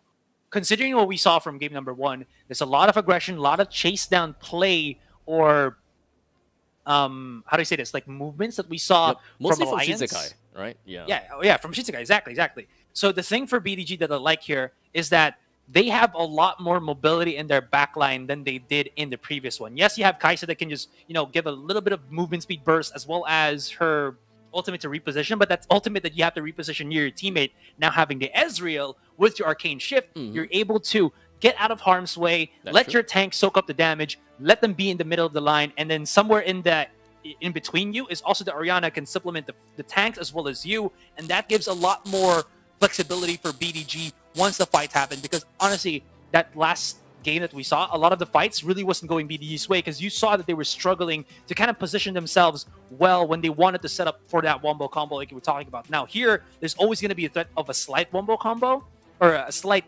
CC shockwave, but they still have that ability to move around the map when they feel like it's going to be dangerous for them. Okay, so I'm also gonna be looking more towards like the win cons, right, coming in from BDG as well as Alliance. It does. I can't wrap my head around, because especially for BDG's side, right? I am quite baffled by the pick of Nasus, Dr. Mundo, and perhaps even not Nami, but just Nasus as well as Dr. Mundo. I don't really see them that often, especially when it comes to the other games I've seen before, like some of the other Icon series, some of the other the Asia Brawls even. So haven't really seen them as much, especially when we are looking at, when it comes to Baron laners. Usually when it comes to 1v1, it's kind of like Fiora. We'll be looking at Darius, but unfortunately banned. So we've got a decent amount of understanding, but Dr. Mundo and as well as Nasus. Actually, now that I'm thinking about it, Nasus in the Baron lane and Akali against the Baron lane. It's going to be tough for anyone to even deal with Nasus if he skills all the way up. So the split pushing capabilities from BDG should be relatively strong, but the 4v5 potential from BDG is going to be tough. So it's more of like diversion strategy from BDG, while Nasus try to wreak havoc around at the other side of the field. What do you think? I like how you pointed that out, because there is going to be a way for BDG to really utilize that 4-1. I kind of get the point where it might not seem to be good for BDG to play that 4 versus 5 while Nasus goes for that split push, but it's possible here because, like I said, there's a lot more mobility for this team than we saw previously. And if we see Alliance, commit to these fights, there is always going to be a threat, a retaliation from these 4 players, and they don't really need the Nasus. So there is going to be that threat, but that just means with that particular, kind of thought process from us, analysis from us, that Nasus has to step up to the plate. He has to get the stacks. He has to be somebody beefy enough that Akali cannot take him down in a 1 versus 1, which will gravitate the attention of Alliance to try to shut him down early. But now it also puts put this Nasus into question, put Sarah into question. Can he hold off SS Shinsekai and CWJ if Hylim isn't able to rotate quickly for him? Because we saw Hylim was playing a lot of catch up from game 1. His ability to read Shinsekai is good. You can see that he's moving around the map, but he's not there to really anticipate the ganks and retaliate when Shinsekai drops right in. And if that happens for Alliance, Sarah's Nasus is going to be in a world of hurt, because Nasus that doesn't get any stacks, Nasus that doesn't get beefy, is a Nasus that basically turns into a punching bag because he can't find targets. He can't slap targets, and when he can, it's gonna tickle. So you really need to stack that Nasus to put a little bit more threat with his first skill. It could we could even see a possibility, right? Seeing alliance with a lane swap here, because they would want to deal with Nessus. Nessus against an Akali, they know that Akali probably can't poke well enough, probably will be harassed out of this world. So having a Kai'Sa and Alistar against Nessus, I think that is a decent way to roll, and especially when we are thinking of Evelyn just jumping right in and trying to work on a turret dive. It shouldn't be too much of an issue, because one of the main core we should be looking at is going to be Nessus, but alternatively, that is only if Alliance knows that, you know, BDG can play the early stages of the game. But from the previous game and how it panned out, it does seem like BDG have a relatively weak early game. So perhaps they don't even... It just kind of contradicts my own statement, right? Maybe they don't even need to go for the lane swap, because they know that they've got the early game. They don't have to be too worried about the late games, in fact.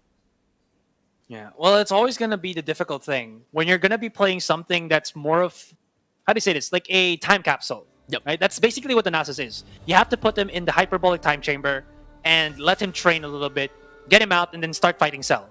Right? So, I don't know if you got that. You got that reference, Dragon Ball. Is it Cell? God.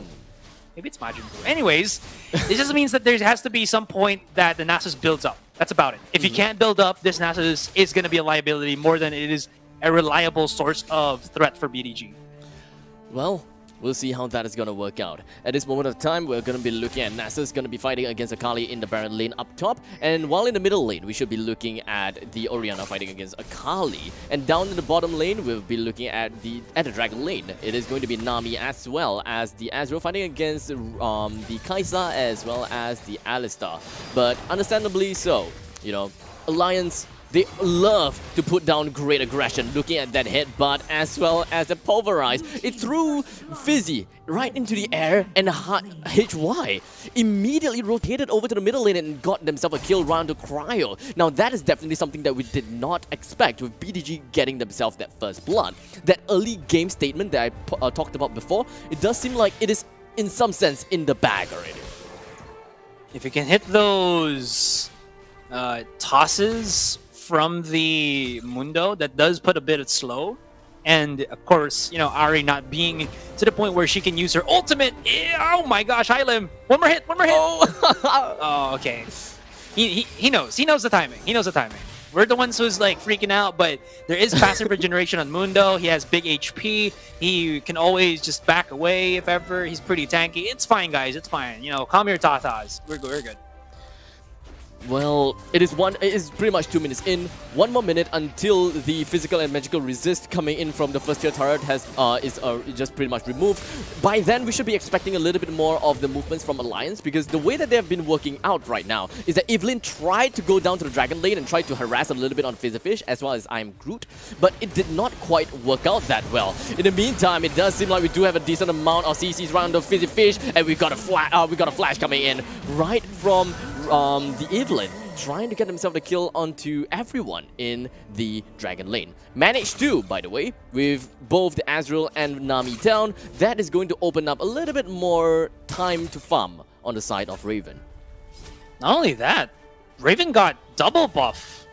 That's the worst possible scenario that you can get. I mean, I would have actually preferred for it maybe for Shinsekai or the support to get the double buff, but now you basically give Raven unlimited mana as well as burning capabilities in the 1 versus 1 up to this Ezreal. That That's isn't not really good. Yeah, that is exactly. It's not really good. And if I'm not mistaken, there was one kill that picked up by Raven, and look at the immediate item difference that we're seeing right now. Spectre's Cowl, Longsword, and then Executioner's Calling and a BF sword. That's big. Ouch! It's immediate meltdown from the side of the Lions. They're not giving BDG any time to breathe at all. They are fast. They are just jumping right in immediately. Raven with a killer instinct just dove right the turret in front of this Azrael. They're just really being as aggressive as they can at the Dragon lane, while in the top lane, it is as peaceful as anything that you can possibly believe. It is literally Farmville up there. I love that Farmville. It's just a good game. Anyways, I mean, there is a point where this Nasus can just keep farming, but he still needs some time. As long as the Akali is there to challenge, it's fine by them. Nasus, like I said, is in a time capsule. He hasn't gone to the point where he's threatening just yet. And I do like the setup for Alliance here, because I forgot to mention that Allure gives extra damage, right? It can also set things up, but this Alistar, because of how he's built, he can just like keep going in and just rat-tat-tat, and the follow-up from either Raven or Shinsekai is gonna be true. He's always gonna be able to connect because the Headbutt Pulverize combo is so potent, and now they open things up with this Dragon already. And not to forget the Icathian Rain from Raven. Just everything falling onto the side of Azrael is enough to bring him all the way down to 50% HP. Now that is not funny. In the meantime, you know what else is not funny? Top lane. We do have the Akali is trying to do a little bit of damage at the top side, but unfortunately Dr. Mundo is just going to be, you know, right around the vicinity. But let's move forward and take a look onto the bigger team fight over here. We do have Fizzy Fish jumping right in, trying to get a save down onto Orianna, but unfortunately not much help was rendered, and thus yet more kills being yielded over to the side of Alliance. And BDG, unfortunately, they are unable to reclaim themselves back into this game, and just like that, another Inferno Drake, not another, but an Inferno Drake given to Alliance. And I mean, it's Inferno Drake, it's the best Drake. You stand for the Infernal Drake, so no love for the other 3 Drakes, right? Maybe more towards the Ocean Drake. Ocean and the Inferno, you know. It's just... You know what? Everything changed when the Fire Drake attacked. I'm just waiting for this game to go on to the later side, because I just want to see how they scale this Nasus.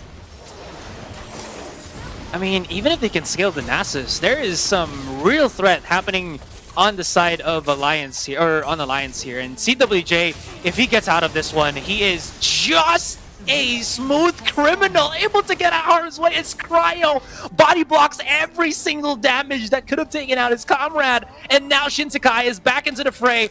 He's gonna spot out 3. He goes right in. He knows that Cryo's right beside him as well, and the duo of Alliance will be able to pick out 1, pick out 2. The kill will be reciprocated as Cryo does go down, but that was still BDG going out of that fight scathed and bleeding. They're gonna go back into their own base with less teammates that they had to, and now, okay, what's all right, staying too long in the mid lane. Yeah, they pretty much just overextended for the side of Orianna.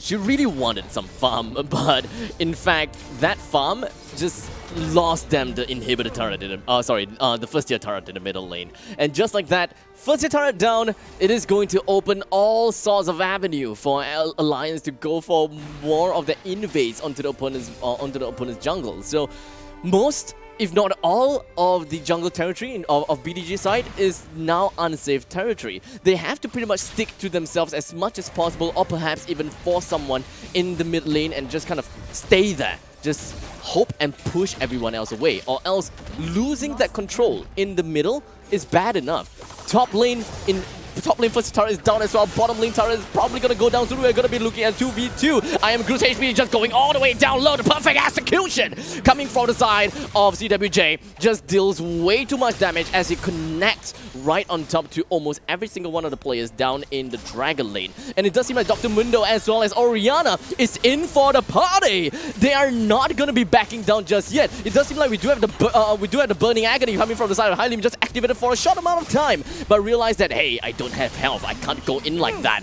But luckily for the side of Orianna, did manage to score a pretty decent amount of kill, or rather a pretty decent amount of damage with the command attack right onto the side of Akali, bringing her down for overextending a little bit too much. Great retaliation. Shikaido is in the corner, gets spotted out by Fizzy Fish, but this still will not do. Goofle?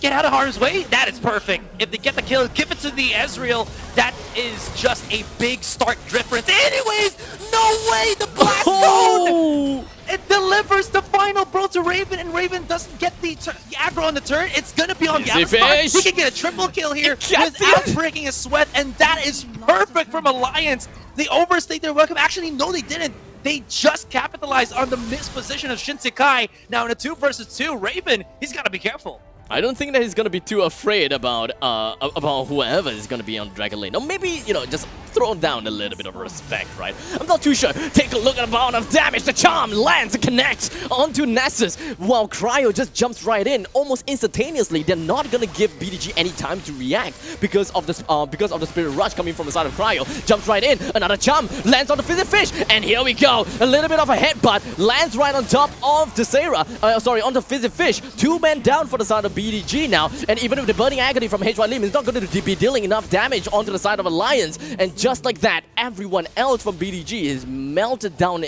to their core, and that is just nothing that BDG could even do. We are looking at a heavy 10,000 goal lead in favor for Alliance. Once again, I believe that this is a game that we can pretty much call it, right? BDG, unfortunately, I don't think that they will be able to come back to this game.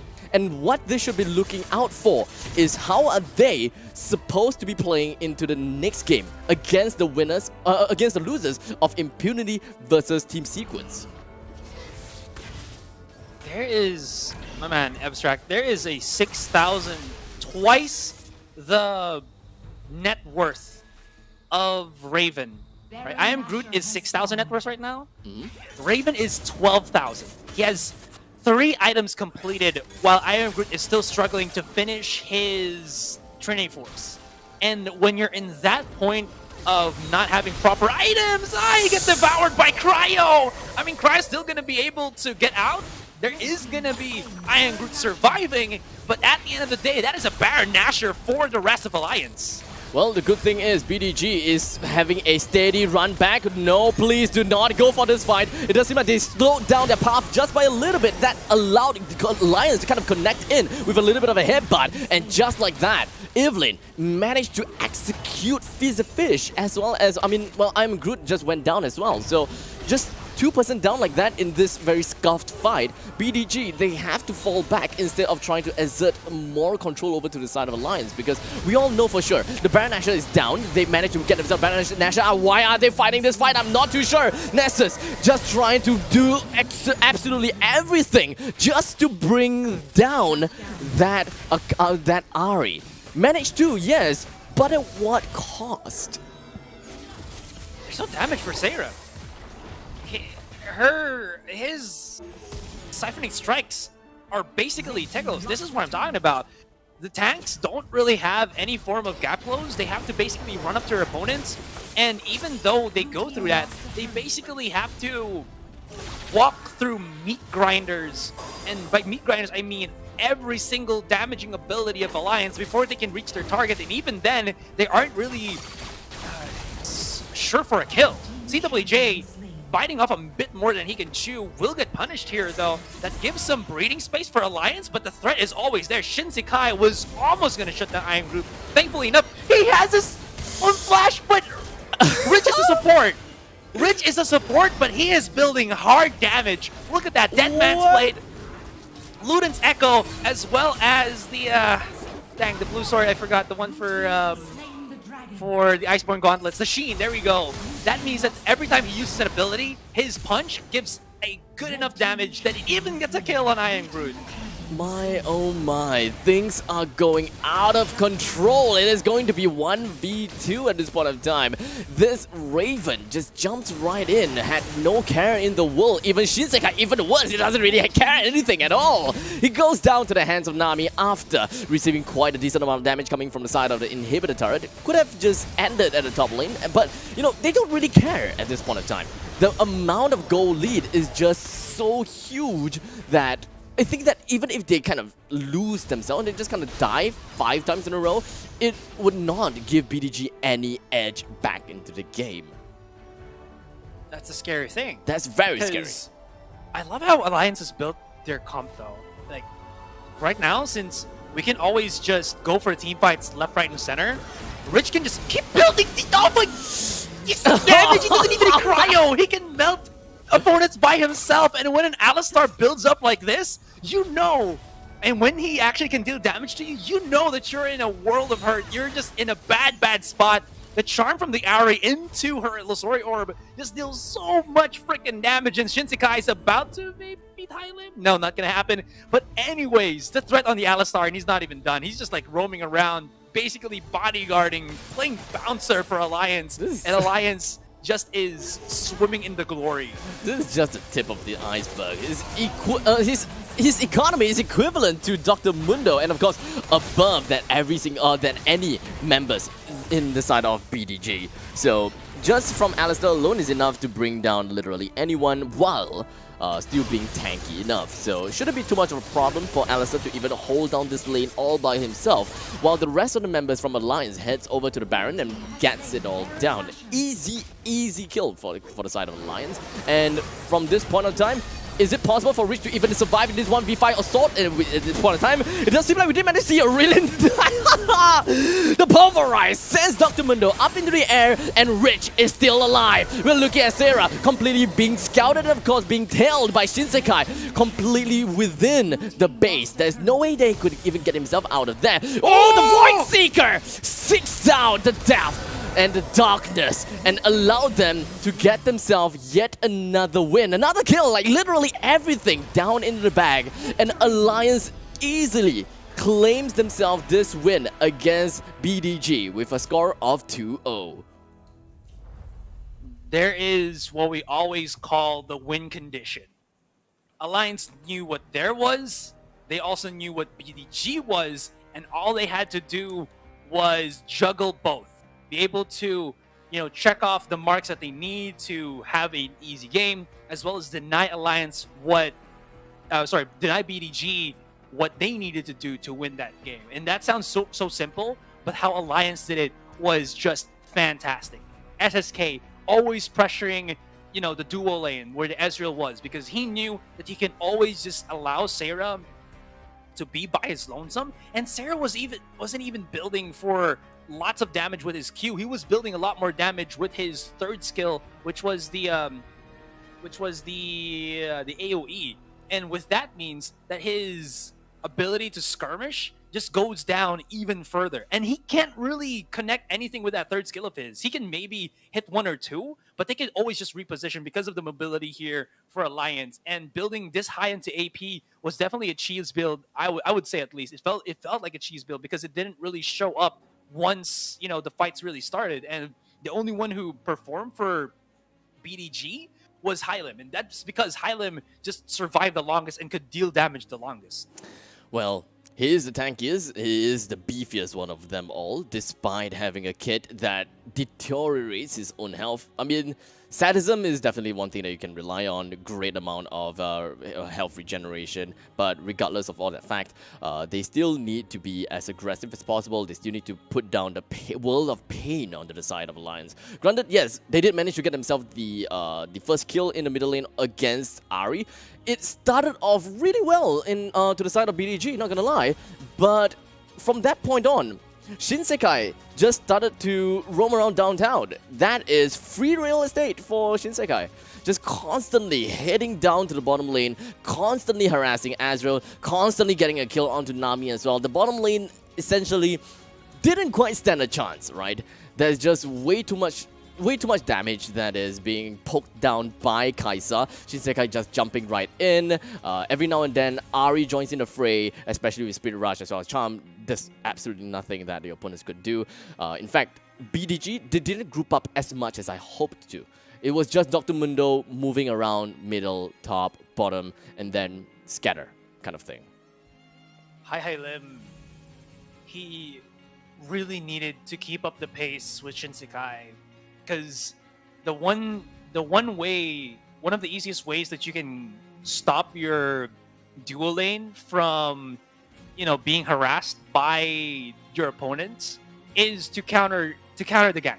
That's basically it. But we never really saw these big counters, and when they do, these were really points where they can't really do much because of the crowd control pace, the crowd control and the peel that the Alistar was giving for Alliance there. There was some fights here and there that could have gone for BDG, but you saw how Alliance was just so methodic and pristine with how they took these fights. Indeed. Always a 3 versus 2 at the start, never the 3 versus 3. And even though there might have been some cases of that, that was already midway into the fight where Alliance was already built in their weapons, and they could just deal some really insane amount of damage. And exactly, yeah, the confidence for Alliance was just emanating in this best of 3 series. Yeah, they pretty much understood that they have massive amount of economy. Whatever that they do, they can kind of overtake the opponents no matter what. 1v1, definitely no problems, and that's pretty much kind of why Alistar is able to just snap his fingers and melt down the opponents, which is something that I didn't think that we would expect to see,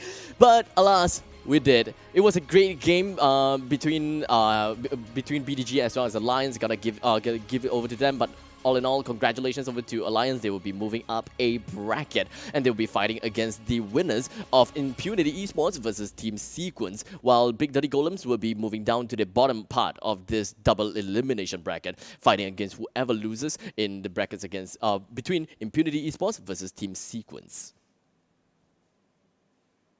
Alliance, I think they're a top contender here. They can definitely put themselves into the upper bracket going into the grand finals by just how they performed in this one. Now, that was just a fantastic game from them, but like you said, it's going to be next Impunity Esports versus Team Sequence, and I do like how you go in and whip out that 100+. Thank you so much again for being our awesome presenter and sponsor, as Abstract is enjoying that. Maybe you can send some in the Philippines as well, because I'm in a different country.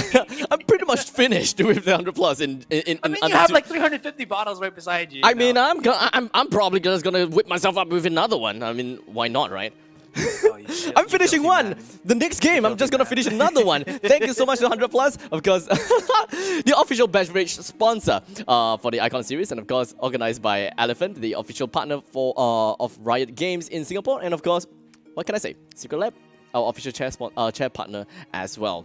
After a short break, we will be back with you guys with a small little video. I think that it is a interview with the teams, and then right after that, we'll be bringing you guys the next game, which is Impunity versus Team Sequence. So don't go anywhere. Us, Ryan and I will be right back.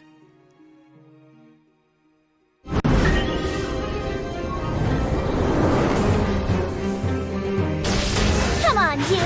Let's dance! I'm on it, Black Shoe! Time to strike! You think you can outshoot me? Captain Chemo on duty!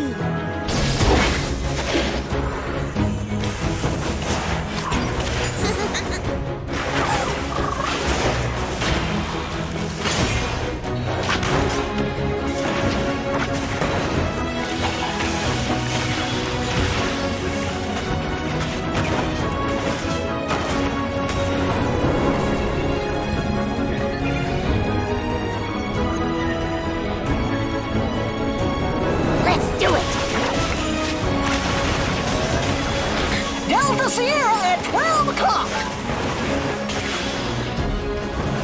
Dust them, Pix!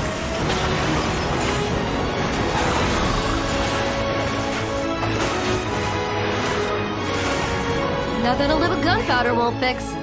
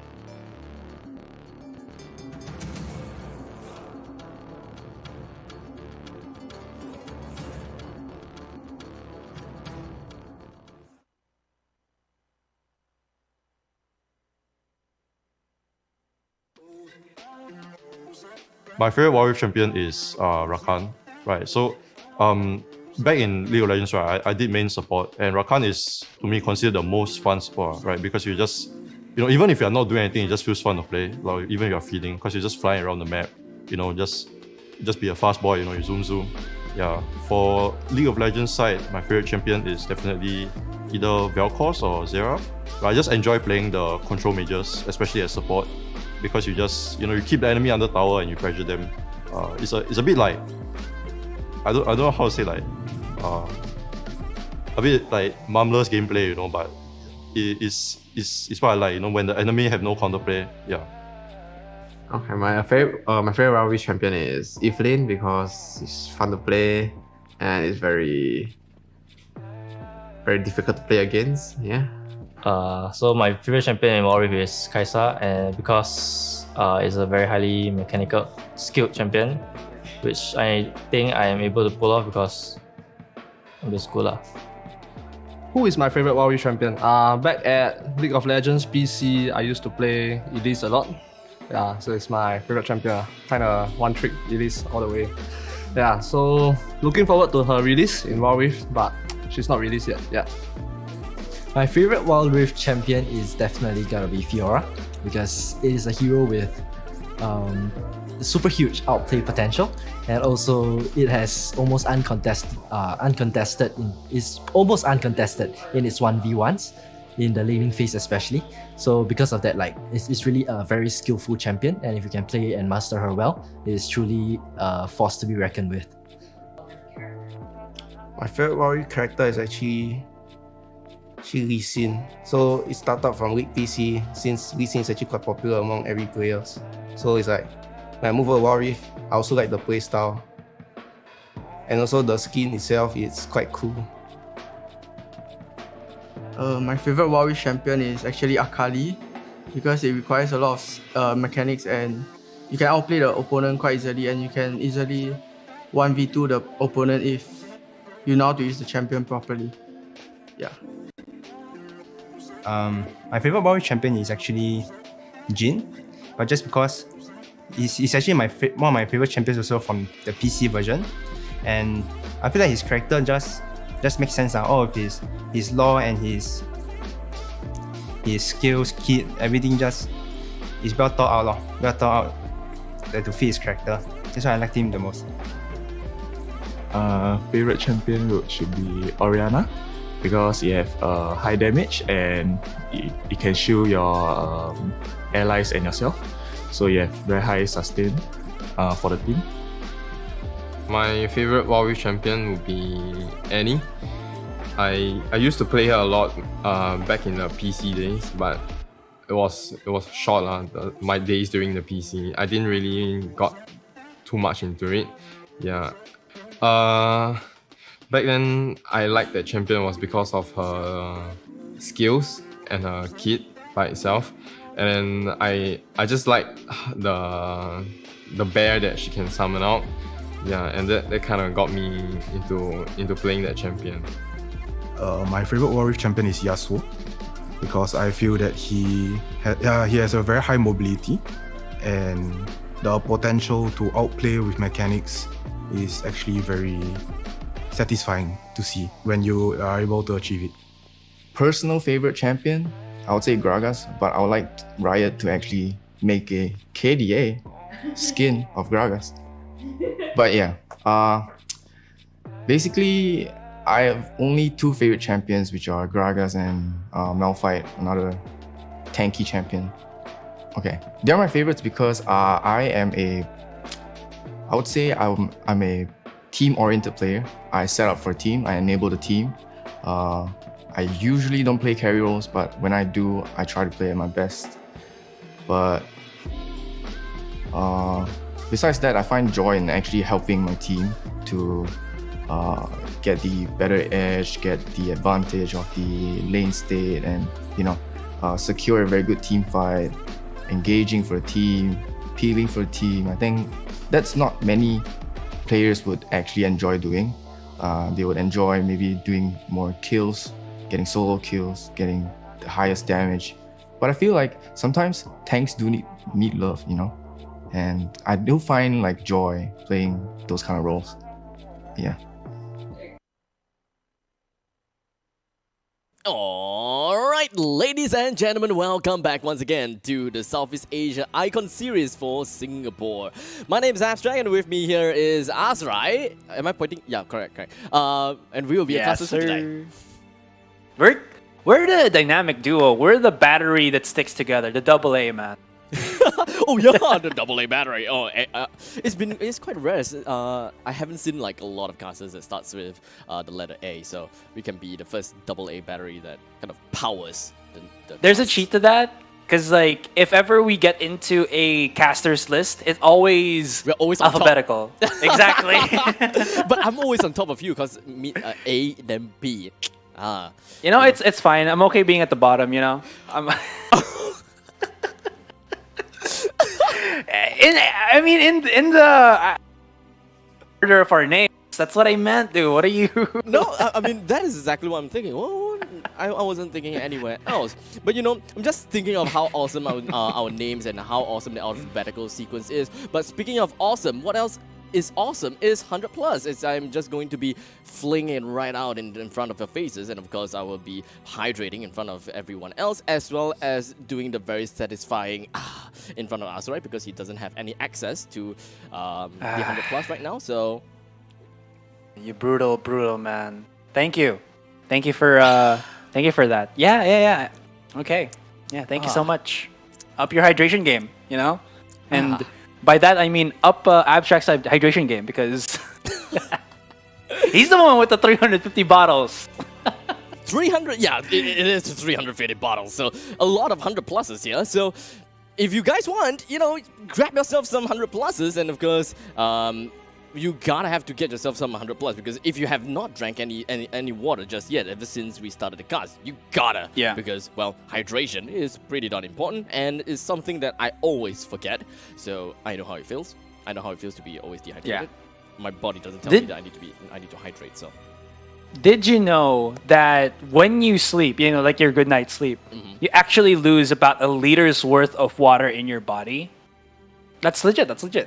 So that's why you always have to keep hydrating. And that's just me saying, because like us as gamers, we might not feel the thirst. No, not at all. Well, exactly, right? So we have to mentally remind ourselves to always drink up. And hydration is such an important thing, especially when you live in a country. I believe if our viewers are in Southeast Asia, it is extremely hot here. It's so hot. Please you need Please drink up, guys.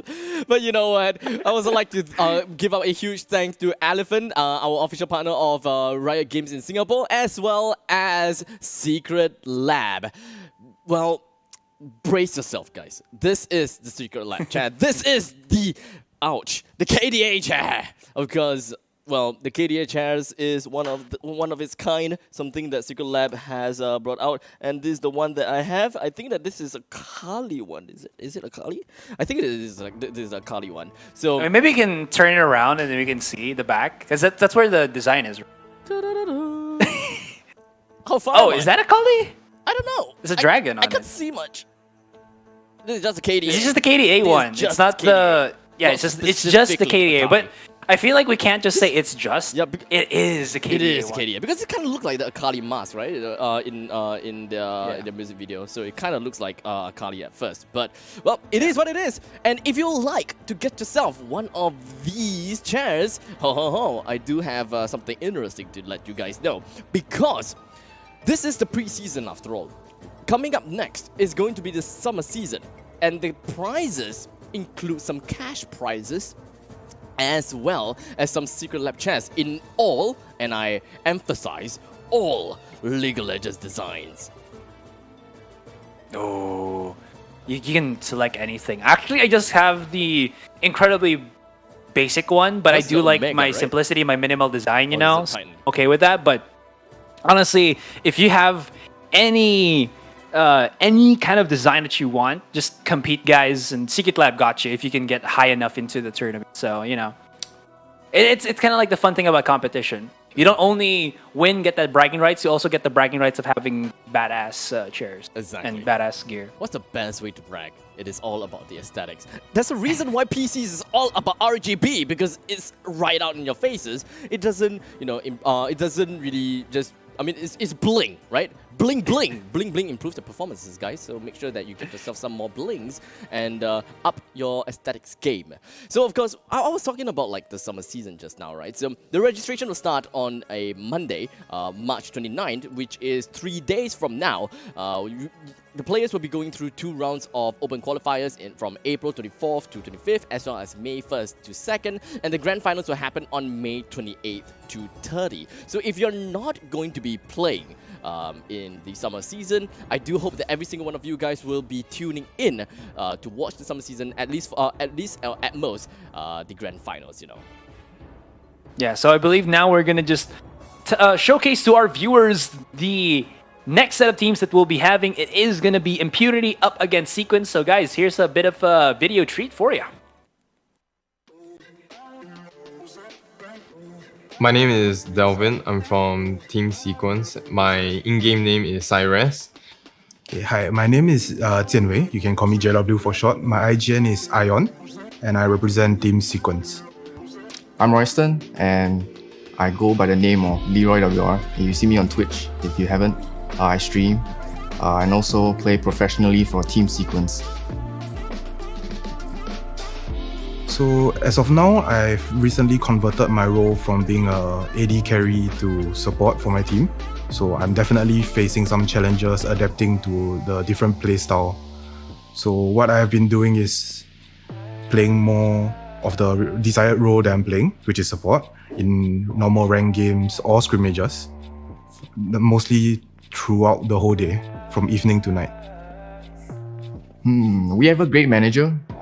He is only 15 years old, but he's managing us like 25-year-olds, 20-something people in the national service, and he's been doing a great job. So I would like to personally thank him through this conversation.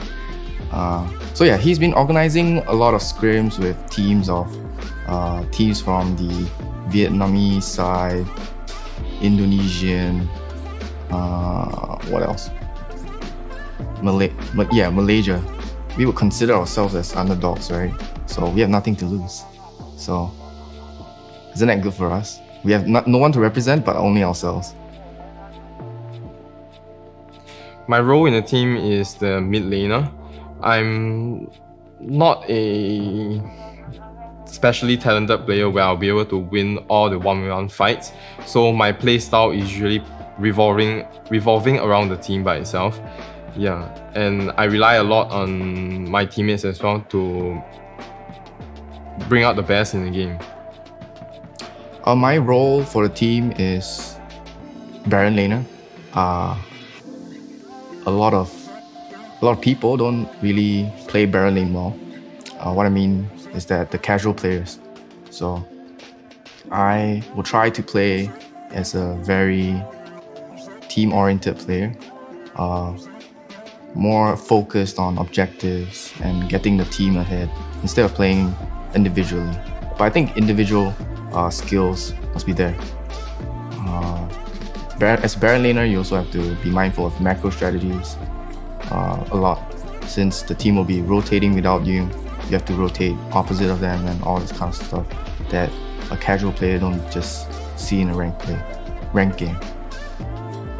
Actually, I don't really have a leadership style.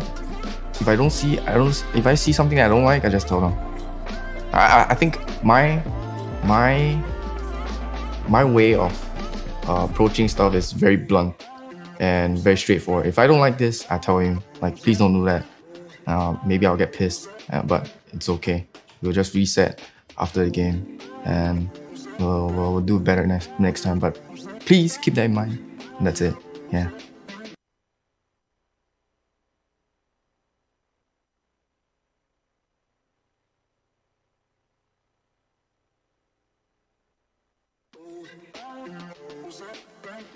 Hi, I'm Aries. I'm from Team Impunity.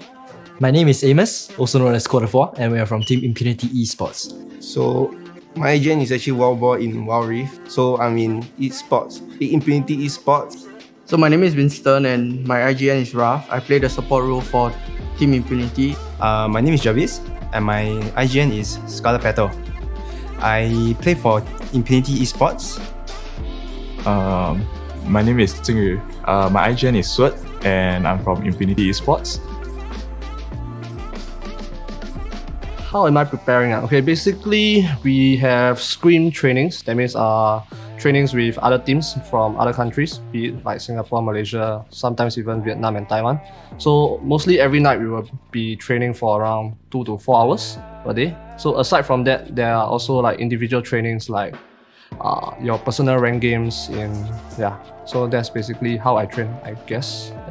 I would say for pre-season, it's just as you would prepare for any esports tournament. So just a bunch of training, whether it's the team training or the individual training.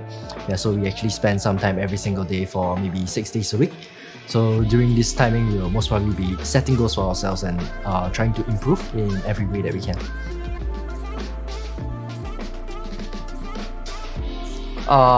In 3 words. My role in the team is as a Baron laner. In 3 words, most probably will be safe and won't explode, I guess. Yeah. So I'm the team captain for the team. At the same time, for roles I'm quite flexible. So I would say I would be the piece that teams would not be able to predict and only come in when I am needed. I play AD carry for the team, and basically all I can say is that just play smart. That's my role in general. And I feel the team should just play that. If you play smart, you basically won about 50 to 75% of the game already.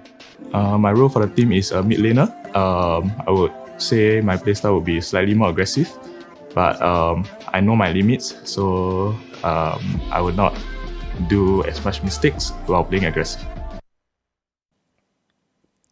And there we go, the team introduction for the side of Impunity as well as Team Sequence. Now, for the line of Team Impunity, I do realize that there is one very familiar name just now, and of course I will be pointing to you guys out in a while later.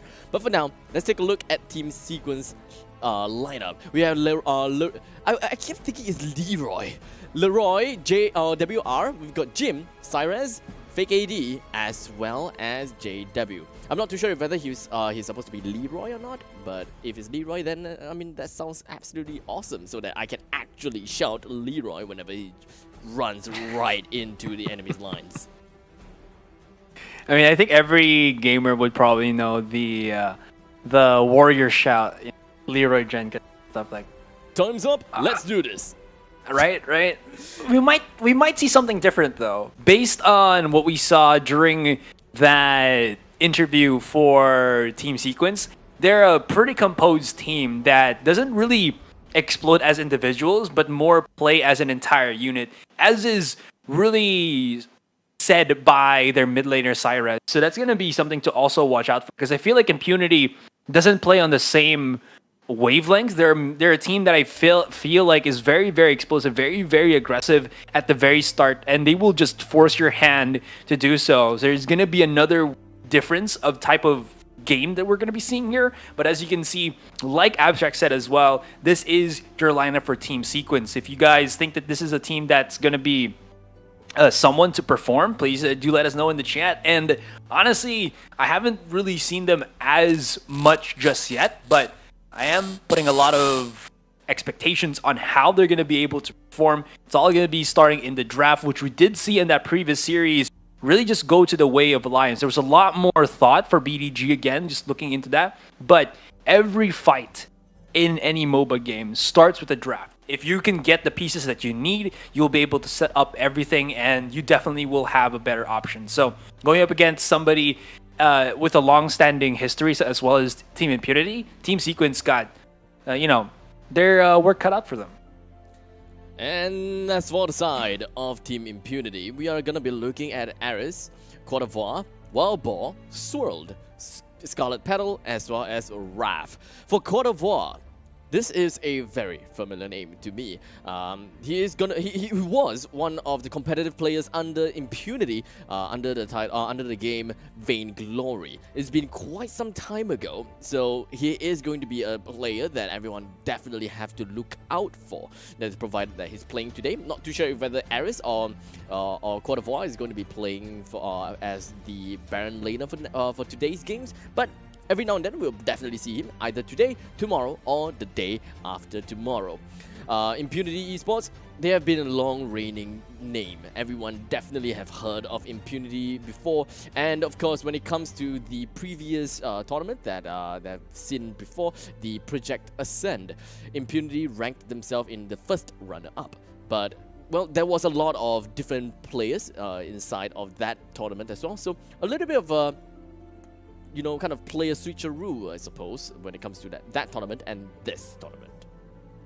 Yeah, there's a lot of toss-ups for Impunity Esports, but from what I can see from this entire roster, there is a lot of experience that's emanating from them, aside from Cote d'Ivoire. I'm pretty sure I've seen Scarlet Pella and Wild Boar somewhere as well. PC scene. Anyways, I do believe that our series is about to begin, and here we go. The die has been thrown, and let's see how the board will turn. All right, let's take a look. We're gonna be looking at SQC. Team Sequence gonna be on to the left side, on the blue, which is the left side, and of course Impunity is going to be on the red, which is on the right side of the screen. We do have the bans that's going to be happening at the bottom right hand and the bottom left hand side, based on which team has banned them. So for Team Sequence, we are looking at the bans onto Alistar as well as Orianna. Nothing out of the ordinary. Impunity has also banned out Lee Sin and Gragas. Once again, nothing out of the ordinary. The ban seems a little bit more constant, and of course something a little bit more meta-ish as compared to the previous game between Alliance versus Big Daddy Golems. I think with just the, in comparison to PC to mobile right now for Wild Rift, right? Since we only have these two bans, more so than not, these two bans will be more so than not, like I said, is targeted bans. So we're going to be seeing more to counter out the players rather than to tend to set things up for you as well. And we'll see how that works out, since Sequence will be starting off with Leroy, picking up yourselves the Wukong. We didn't see this work out in the first series, but maybe there's a different style of play that will allow Sequence to do it. Because I feel like Wukong, I know that I kind of berated him a little bit, the champion itself. But when you put him in a good situation, he really can hit like a truck. And without the Lee Sin, Wukong has probably one of the highest damage right now going into that jungle room. I mean, it's understandable that Wukong will be picked coming in for the side of SQC, or literally in this game, since a few of the top junglers in the game, such as Gragas and Lee Sin, is out of the picture. Wukong is definitely one of the champions that you want to pick. Alternatively, Impunity can also pick up Vi, but that will come maybe in a while later because they are not in a rush to pick up any Baron laners. So SQC has also followed up with picking up Kaisa as well as Janna, while Impunity, they have set up onto Braum as well as Corki, which is rather surprising because in previous game we haven't seen a single Corki, while Corki is one of the best best champions that actually goes over to mid lane. I'm wondering if that's a bait, but yeah, I definitely agree that this Corki might be out of position if it's gonna go to the duo lane, but you never know what could happen here because with the flexibility of the Braum, there's always a threat that the Corki's damage output gets a bit more amplified, and not just because Braum just like amplifies damage. It's more of like if Braum can stick you to the floor, Corki can just follow up with his Gatling and basically shred you. That's why that's a little bit of threat to that, and there still is some opportunity for Impunity to flirt with that idea because they still have that last pick up available for them, and they've seen everything that Sequence have picked up for this first game. And coming up next, we are also going to be looking at Akali and Jarvan the Fourth. That's going to be picked up by Impunity, while SQC has finished up every single one of their champion pick, and that is going to be Evelynn as well as Ziggs. So we pretty much understand. I mean, SQC's lineup is pretty understandable. Which players goes over to which lane? Ziggs over the middle. Evelynn in the jungle. Jungle Wukong. No, actually, I have double jungle? Nah, I don't think that's gonna. So Wukong top lane for sure, because I don't think Evelyn is gonna be in the Yeah, there's no way. laner role. It's just not gonna work out. It seems like it's gonna be a Corki in the duo lane. That is interesting. Wow. Okay, so one thing that I really like is the fact that SQC, they do have a pretty good front lines with the Evelyns as well as Wukong. Not exactly front line per se. When it comes to the tankability, or rather the beefiness, Wukong and Evelyn doesn't really stand a chance when it comes to dealing with Braum as being beefy. So they have to get their game down fast enough. So that is pretty much why Ziggs is there, Kai'Sa is there, just to shred the opponents down as soon as possible with a decent amount of CCs going on about, coming in from Wukong's Cyclone, as well as whatever that Janna is able to bring out. Most of the time, I would say that it is mostly from the first skill of Janna. I can't study it. Monsoon? No, sorry, Monsoon is out of it. But yeah, the first skill of Janna, basically. Well, Impunity side, they do seem like they have a pretty good lineup when it comes to a team-oriented battle from front to back. It should be able to wipe SQC down pretty nicely. The only problem is probably SQC's kiting potential. I would say SQC's kiting potential isn't too bad. Because if you see the bans that we have overall, the 4 bans, right?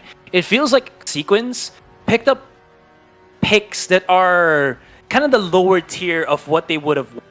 Like, if they didn't have the Alistar or the Orianna, they immediately pick some sort of improvise to that, where you have the Janna who can kind of do the same thing as an Alistar. You got yourself a knock-up, you got yourself a ability to peel for your teammate. You are slightly squishy, but you can still do those same things. And on the Orianna side, she has a lot of displacement with her Shockwave and a good amount of, mobility with her Dissonance. So what we're seeing here is kind of the same thing with the Ziggs, with his satchels, gonna be able to provide some displacement so that there's no real fast ganks that be coming out from these assassins, and there's always a threat of the poke that you have with the bombs that he has, and as well as being a Ziggs, he can also help with being able to destroy these turrets more quickly. And I think Sequence have built a good composition for them, considering that they kind of neutered themselves as well by having these particular bans taken away by their own, or by their opponent. At this moment in time, I believe that when it comes to champion, I always like to talk a little bit more about like champion bias in some sense, or perhaps lineup biases, because it sets a really nice story forward. Like, for me, I do think that Impunity's lineups I love Impunity's lineup as it is for now. A really good and decent frontliner when it comes to Braum. Good setups coming in from Winter's Bite, as well as Concussive Blows, great passive, as well as Glacial Fissure with a great initiating style. The rest of the team can just swoop in for the kill. Corki just Gatling Gun, Phosphorus Bomb, whatever that he wants to do.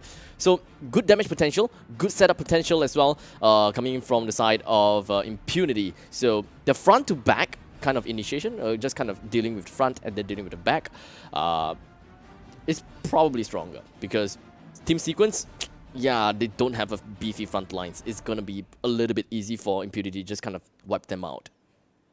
But at least that's the beauty for Sequence. They don't really need that beefy front line, since they can always relegate towards the peel, since their lineup does allow that. But I do get the point where if they get into a fight, the only one that can really soak up some damage is going to be the Wukong, but maybe that's enough for them to make this happen, because the Cyclone is something that they can utilize if the Wukong gets in pretty bad shape. You can always follow up with the Mega Infernal Death Bomb of Ziggs, and that just allows them for a lot of good damage, even range. So I do like the pickups for Sequence. There is some caveats to that, but what composition is perfect, right? That's kind of the thing about how these MOBAs work. There's always going to be the pros and cons. There's going to be the strengths and weaknesses, and at least for Sequence, they have a lot of weakness if they fight head on. They have to understand when they have to back away, because they have a lot more squishies than is kind of normally seen here. Especially now that they didn't have the Alistar, they relegated to picking the Janna.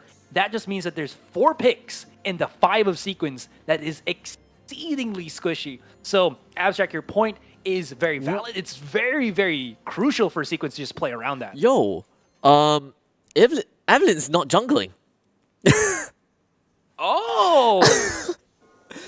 Wukong will be the jungler, the only one that has gotten himself... wait, they are 3-manning in mid. There is a Howling Guild tossed right out. They're going straight for vertical jungling, running into Impunity's jungle while taking everything out for themselves. Impunity themselves is just doing the exact same thing. Whoa. Okay, so we are looking at a pretty interesting start coming in from the side of Sequence and Impunity. They just kind of swapped the jungles around, whereby Sequence, they goes for the opponent's one, Impunity goes for the opponent. Not exactly sure what are they trying to look out for, but that kind of means that we should be expecting a little bit of a lane swap since they are working more of that vertical jungling style action thing going on. There's going to be a 3 versus 3 here into the mid. Gotta be careful already. I do see the Braum almost taken down to flash in from Fake AD, and the commitment is going to be real. Not done just yet, but there's the double knockup. Janna is proving its worth, but he overstepped his boundaries. The turret went for the fadeaway, and Impunity bring it back with the double. That should have been Sequence just backing away, but they got a bit too greedy. They dipped themselves, their hands in the honey jar too deep, and they got bit by Winnie the Pooh. It does seem like it was a 1-4-2 trade in favor of Impunity, but when it comes to economy, it's not too much that we should be looking at for now. There's still quite some time to work with. Swirl dealing a massive amount of damage with the 5-point strike, and in comes Jim and JW. But unfortunately, the Howling Guild just did not connect onto this Akali. Down right in the bottom lane, everyone else from Impunity is just mashing whatever that they have onto this Ziggs, and off he goes, rocketeering himself out of the Dragon lane. So Impunity has gotten themselves with a total of 2 kill advantage, and they would definitely want to extend this lead as much as possible. So they should be pushing more advances in the bottom side, especially since Corki does not have any help from Janna. This is where I need to also kind of figure out, or we need to figure out what just happened there. One of the things that I did kind of like there from Sequence's play is, first and foremost, that laning Evelynn does allow the Wukong to kind of aggressively take the jungle here, and because of his third skill, I believe giving him a bonus attack speed, it allows him to quickly clear the jungle and have the better threat of the Cyclone compared to the Evelynn, who just will gank and maybe die because of the beefier front lines of Impunity. So I do like how Sequence was able to read through this, but now comes in the tricky part, wherein they're going as a 3-man loop, and they're leaving Cyrez up to his own devices, but I do like this gank coming in from the Sequence. Oh, as everyone else coming from Sequence just going to be jumping right on top of Impunity. The Cyclone did not really just work out as much, as Raph is probably the only person that flew right up. Fake AD. He tried to go in with the Killer Instinct, but unfortunately he's right in the heart of Impunity, with all 4 people staring right down into his soul as he just sat there, cowering, because he just has too little health to work with. That is a little bit of a problem from the side of Sequence. They were a little bit too proactive in that previous fight. They didn't quite know when to back off. Whenever they find themselves in a fight, they just be like, heck it, let's go, instead of thinking of something that is more strategic. There's no form of initiation for Sequence here. You might argue that it's the Wukong, which is true, but you can see the difficulty of Wukong, of Jim here, to being able to connect his Cyclone, and Impunity's ability to just retaliate with the flag and drag from the Jarvan. They went into the Coliseum, to the arena of his ultimate, and they can't really reposition and get out of there. So it was basically Impunity getting them into a tight-knit close quarter combat where AoE Corki is king. Kai'Sa, she was dealing some good damage, but you saw how much peel, how much stun, how much ability of delaying Impunity was, so that Scarlet could not get really taken down. And now, in just a slap of a second, a slap of a face, 5 minutes in, we're 5 kills for Impunity, and they're starting to stack some lead in terms of their gold work. In 4 minutes in, Impunity has picked themselves up with a Mountain Drake, so slightly more beefiness to their lineup, and I think that that is going to be a pretty good one for themselves. I mean, you know, we talked about, you know, the champion lineup. Sequence have a less beefy lineup, while Impunity, they are more beefy. They can deal with the frontline actions from Sequence, but we're just going to hold that thought a little bit. A hookshot is just going to be getting a really good initiation coming from Ares with the hashtag ultimatum, jumping right down on fake AD, but unfortunately, look at the damage. Nothing is putting down the Sequence. What exactly is happening? At this point of time, Ref, all alone against the side of Sequence. He gets himself out of there, but unfortunately, the Braum still goes down. He was not able to kind of get himself and skittle himself away from all of the members from Sequence, as Swirl jumps right back in and receives yet another kill to himself. And Corki as well. My oh my. What exactly is happening? Impunity is shredding Sequence one after another in very different kind of matchups. It's not Wumba Combo Unga Bunga thing going on about. Is that I take this, and then I single you out, I kill you, I kill that. Oh, you are here, I'll kill you too then, kind of thing.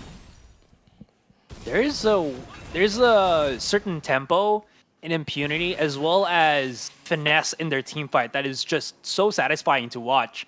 They knew that at that point, when the fight was going in, and even though it seems like it's Sequence, they still had the numbers and they could have survived as long as possible. Sequence can only delay, can only heal a little bit with the Monsoon of the Janna, but even then, that was the point where I believe, was it? Akali wasn't even on that fight. Swirl wasn't even on that fight. And when Swirl joined it, he was just basically there to police everything. And by police, I mean, you know, in police in the movies, they're too late, too little, too late to go into the party. And when it's over, they're just able to pick up the scraps. And speaking of picking up scraps, it's Sequence again, kind of nibbling at the heels of Impunity, losing all of these big objectives as Impunity is so on point. They got the turret, they got the kills, they got the dragon, and now they're just setting themselves up for such a great mid-game play. Sequence is not looking good in the early stages. The Cataclysm lands right on top of Janna. He tries to go for the Monsoon and pushes everyone out, but unfortunately, it's not going to buy him enough time to hold himself down while the rest of his team deal with the back lines. Impunity doing exactly as I was thinking of. Is really more of the front to back kind of strategy. They want to peel everyone else from the front, then to the middle, then to the back. So whoever stands in front is very likely going to be deleted by Impunity first. So Janna has to be really careful with his positioning. In fact, not just Janna. Kai'Sa has to be very careful with positioning. True, yes, he does have killer instinct. He can kind of reposition herself every now and then. But, you know, the CCs has to be there. And CCs has to be there, that means either Cyclone or perhaps even the Howling Gale has to land. Might have to. They just need to know when to go for these peels. But the thing about Monsoon is it doesn't really counter the Cataclysm. They are the Jarvan Arena. It just pushes them to the side. You get pushed to the side, it doesn't do anything. But maybe, just maybe, when the Jarvan comes in, we are kind of seeing this Sequence is more playing the reactive plays than they are going for initiate, and that's never really what you want to do, especially when Impunity is in the driver's seat. They just are able to dictate everything, and waiting a couple more minutes, they'll be rewarded with this Infernal Drake, which you have said is one of the best Drakes to probably get in terms of if you want to get as much damage as possible to eke out that threat. Anyways, there is going to be a cha-cha, a dance of death for this big objective, and the fight ensues once again. The Cyclone will be had, but the beautiful Glacial Fissure just separates the members of Impunity left and right. And while that fight was happening, you saw where Swirl was. He basically 1v3 the backline of Sequence, and now they're falling, they're crumbling at the seams, and they're looking for their ace now, 9 minutes into the game. That's it. 9 minutes in the game, that's it.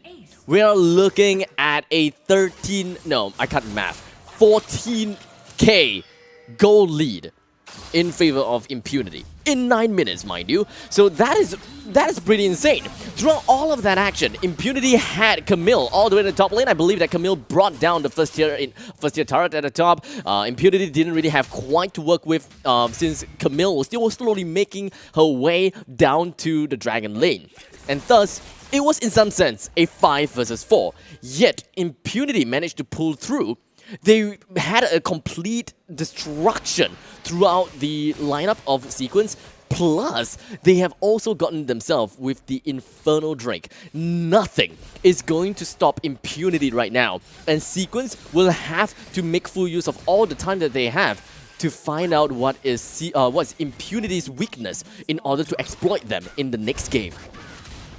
Impunity has a word in their name, which is puny, but that is just like the opposite of what they're doing right now. They're not a puny team. They're a massive team. They're amassing a lead that cannot be mounted upon by Sequence. 14,000 gold lead. Like you said, all the dragons going to the hands of Impunity. And the way that they're just going at this is surgical. Going for that 4-man initiate while Swirled is just in the wayside, waiting for an opportune moment to strike. And once again, they're just going to have to fight for this Baron. The knockup ensues. There's not going to be the steal on that Baron. And let's see what happens as Swirl just dives right in. But it seems like the bait, the gamble of Sequence is working out into their favor as they get 3 kills. But check where the other member of Impunity is. That's the Rift Herald as well. And Ares is dealing some substantial amount of damage in this inhibitor turret. That's a free inhibitor turret for sure. Granted, Impunity's Ares is probably gonna go down. That is a single ram coming in from the side of the from the Rift, but it doesn't seem like it's gonna do quite much. We've got the hashtag Ultimator being dropped down from Impunity. Not gonna do much. Not gonna buy any time whatsoever. But well, might as well throw out your last-ditch effort. Well, Impunity did manage to get himself with a really nice turret down in the bottom lane, the inhibitor turret at that. So a lot more area is now exposed in favor of Impunity. They can now have a lot more map control throughout the board. It is going to force Team Sequence back behind and just kind of suffocate them from all XP and even gold. You just take a look at how Raph is positioning himself. Just within the brush, waiting for the prime opportunity to jump right in with either Winter's Bite or perhaps the Glacial Fissure and just wipe everyone out. Because based on their goal lead, it should be no problems whatsoever for them to get an easy 4K or even 5K, even though there's only 3 members up here in middle. Yeah, I definitely agree. Can we actually just see the items real quick here for both of our teams? I feel like Impunity should have about 3 items ahead of Sequence here. There you go. Oh, yeah, let's look at that. This Kai'Sa is still struggling to get her second item out. I mean, you could argue Executioner's Calling is a second item, but you want something a bit more hard-hitting than that. And yeah, it's just not going to be enough damage here for the rest of Sequence. Impunity definitely in the driver's seat, and they have everything up for them. And even look at the build of the Jarvan. Lots of armor penetration, so his Flag and Drag doesn't only set things up, it also softens things up for Impunity to kind of make everybody in Sequence squishy, and so that everyone else from Impunity can just maul their opponent. And this is where you see the ultimates, or it's not the ultimate, sorry, but the items of Impunity kind of start to help each other. Indeed. The items from Impunity is now starting to go kind of out of control. Looking at Corki as well as the Jabba the 4th item is pretty darn scary. Umber Glaive, we've got GA as well as Black Cleaver. You know, Jarvan can just jump right in, no problems. Doesn't even need the help of this Braum. I mean, yes, perhaps needs a little bit, but you know, the fact is there. Impunity is now beefy. They are not afraid of Sequence's damage because Kai'Sa, the best thing that he has, Blade of the Ruined King. So with 10k in Kai'Sa's name, there's really not much damage output that Team Sequence is able to dish out. They gotta have to focus a little bit more, or rather, focus more on landing the Super Mega Inferno Bomb coming in from Ziggs, just so that they can just kind of wipe out the damage from their backliners of Impunity, but easier said than done. There's also the point where this Evelynn pick should have been more online earlier in this game. Because the thing about Evelynn is, the threat of Evelynn is that if you can't see Evelynn, you know, usually if you're a solo laner, you want to be seen around the map because you want to have that threat of split pushing. But when you have a solo laner Evelynn, the threat is different. She has to be invisible from the map so that she can always threaten, you know, being able to just go in and go ham and get that somebody. But speaking of going ham, it's gonna be Impunity. They're just setting things up, and look at Sequence. They didn't know what hit them, and they just back away immediately to their base. But after everything is said and done, after the dust is settled, 2 members remain. Make that one. It's only in the hands of Jim, and already their nexus is exposed. I just took a second to sneeze, and everyone's dead. I'm not even lying. I took a second to sneeze, everyone's dead, and give me another second, and the Nexus is dead. Impunity is taking this game with literally the palm of their hands. They are not gonna give Team Sequence any time to breathe, no time to sneeze, no time for me to sneeze as well. But Impunity has played this game out fantastically. Early game, great mechanic control. They know how to kind of work their way around literally everything, and thus, I mean, I still gotta give credit to Team Sequence though. The early stage of the game was pretty decent at that. It's not exactly as one-sided as you think it is. It only started to become a little bit more one-sided once we have reached, you know, somewhere around the 8 minutes mark or something like that. When we called out that push in the bottom lane. That is the specific point where everything just improves exponentially for Impunity. There was just some really playful things that Sequence did at the very start that I was looking forward to seeing even more. But the thing about that though is they were going aggressive. Like you saw it, right? You saw it already that there was a lot of trades in the jungle happening. There was a lot more top side. So why wasn't there more threat in trying to take down Ares as the Camille when they have everything? I think what they wanted to do was to keep Cyrus off, but at that point you can't really have the best of both worlds. You have to sacrifice one thing to get the other at that point, and it seems like Sequence just tried to elevate everybody, where I think they should have just given up Cyrus and then started helping out Leroy a little bit more, because when the Evelyn doesn't, again, like I said, start to roam around the map, not show herself and have that pressure of always getting the ganks, that's when you know that Impunity didn't really have anything to fear, and they just kept challenging everything, and Sequence just fought everything and just did not work out in the end for them. I think ultimately, one of the main problems coming from the side of Team Sequence is the fact that they had a very aggressive 3-man all into middle and then went up vertically into the opponent's jungle, probably hoping that they will be able to kind of pincer the opponents out in the opponent's jungle. But alas, the opponent's jungler was not in a jungle, because the opponent's jungler did the exact same thing by going over to the opponent's jungle. So it was like a it was 3 champions that were sharing camps sharing 2 camps, while for the other side it was 2 champions sharing 2 camps, one way or another. So at that very situation, I believe that Impunity has played their cards even better. They have managed to force quite a they managed to kind of choke, you know, Team Sequence back behind, because they know, as a matter of fact, that their jungler is somewhere within their own jungle, if you kind of get what I mean, right? So it's kind of like a back and forth kind of thing. They do not want to be overly aggressive for the side of Team Sequence. They just know that the opponent is in our territory. So the Dragon Laner has to be very careful. And thus, I believe that that's kind of the main reason why the Dragon Laner just couldn't really do much. And again, by the end of it, there was also points where Sequence had some difficulty executing some of the members of Impunity early. You saw that they didn't really have to try to dive underneath the turret, especially when we talked about how they are pretty squishy all throughout. And if they can't create, or if they can't manage that turret aggro, they will get taken down so quickly. And what turned out to be a first blood for Sequence immediately got flipped over and got a double kill for Impunity, which did not want to happen. You had everything working out for you, but Sequence, I really like how they still tried. They fought a lot of the fights, but Impunity just understood that when they get dove in, when the initiate starts on the other end, when Sequence starts those fights, they can always retaliate with utility of their own. Having themselves that Braum and Jarvan really hurt the case of Sequence, because they didn't have the re-engage potential to dip in back to the fight, and when they got dove upon by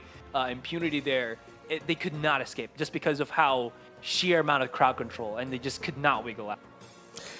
So yeah, all in all, I just gotta hope that Sequence just kind of changed things up a little bit. I think they were betting quite a bit on Janna, right? The fact that Monsoon gives a great area of effect for healing. But the fact is, Janna just get caught up a little bit too much. In fact, I think Impunity identified one of the core players of Sequence, and what is going to make their champion lineup work is that Janna stays alive. Janna stays there to displace anyone else who comes in a little bit too close to their own ADC. And thus, Monsoon's out, gets the health regeneration, and thus that is going to enhance their beefiness in that case. But we've seen a lot of times, Janna got wiped out almost instantaneously, and Team Sequence had nowhere to run. And then from that point of time, their team just slowly started to crumble into 100 pieces. All right, I got you. All right, let's see if Sequence here can go for that 100+ trade and get to the further beyond to exceed their limitations. But okay, here's where I wanted to point out, while you're getting yourself a nice, cool, refreshing, hydrating beverage drink, is Leroy was able to pick up the Akali. It's really good, but if you see the bans that we have here from both Sequence and Impunity, there's a lot of emphasis in banning the junglers and the chunky boys to make matters more simple. And you see where Impunity just immediately said, there's no other really big tank for the support role. Bam! Get ourselves a nice little Braum, get ourselves a nice little Kai'Sa, and we have ourselves a super solid dual lane already. That Sequence has to try to crumble here, but what do they really have that they can pick here? Maybe they're gonna get relegated again for Janna, but we saw how that worked out. So there has to be some form of frontline for Sequence here. It can't be the Wukong because it just doesn't work, and as of the moment, it's actually banned. So we gotta think about a jungler that is enabled to be part of the front line.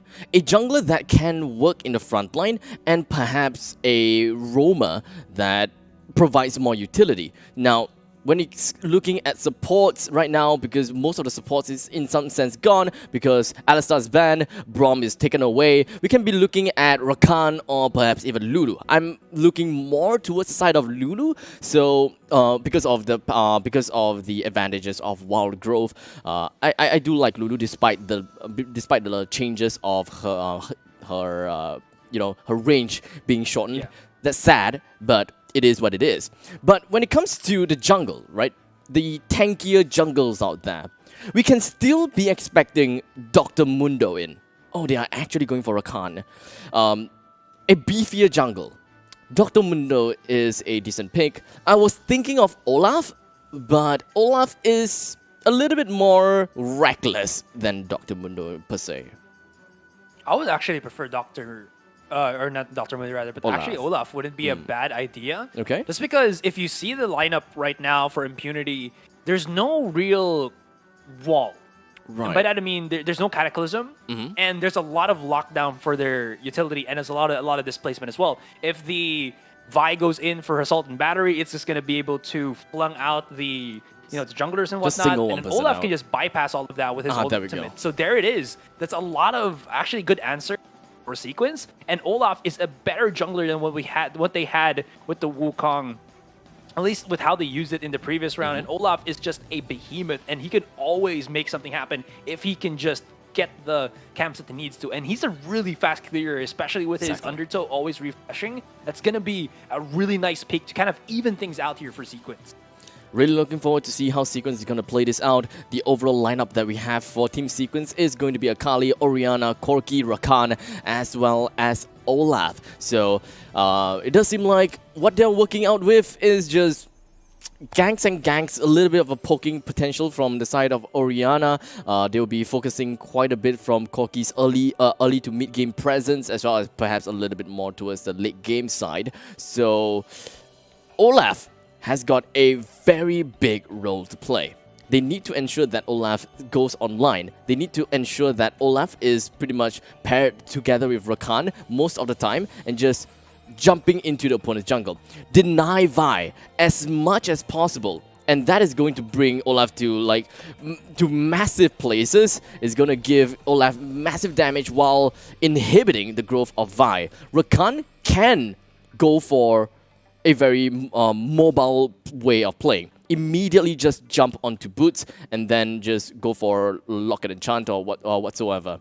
He can just travel to top, mid, and bottom with ease. Yeah, there's a lot of threat for this Olaf. Oh, so it is. We are gonna be seeing a Diana. Seen her in a while, the Moon Assassin. I kind of do like this. I was thinking about maybe along the lines of an Ari, but this also kind of works because there's gonna be a lot of dive potential for Impunity here, as well as skirmishing. Because if you can see all the lineups that they picked up, this is basically a brute force lineup where they're always gonna try to go in straight to your face and deal immense amount of damage. So and there's not really much peel for sequence. If you think about it, Rakan, he's not really built for displacing away your opponents. He's just there to kind of taunt and set things up. But really for dives, he's not really the best. There's a knockup for him, but even then, I feel like Rakan gets just bypassed. And Impunity played through that. I thought it was going to be the Ari, but they did another pick that kind of does the same thing, but can also be in the middle of the fight for quite a long time, which is the Diana. I can expect, in some sense, sequence kind of working with a bit of Unga Bunga action here.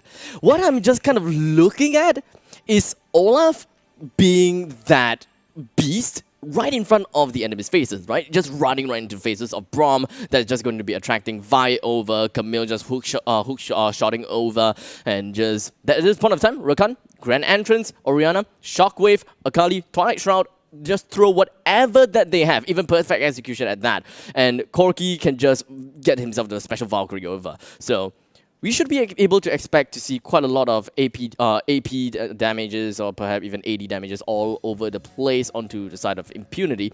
That is if Impunity don't take the bait and Sequence gets that dream play, which is probably 1 out of 100. Pun intended. We're kind of always talking about Unga Bunga. Unga Bunga and the perfect placement for Sequence here, but it's gonna be a tough call to be able to do that. Yeah, it's not something that I would be expecting, but it's more of like a possibility that we'll be looking at, like a comeback mechanic that we can be looking at. They can be all the way behind, but if they manage to get themselves that perfect narrative, or rather the perfect play, then they should be able to work with something more. It's gonna be rough, honestly, and I do agree that Sequence would love to get that perfect sequence for them. No pun intended.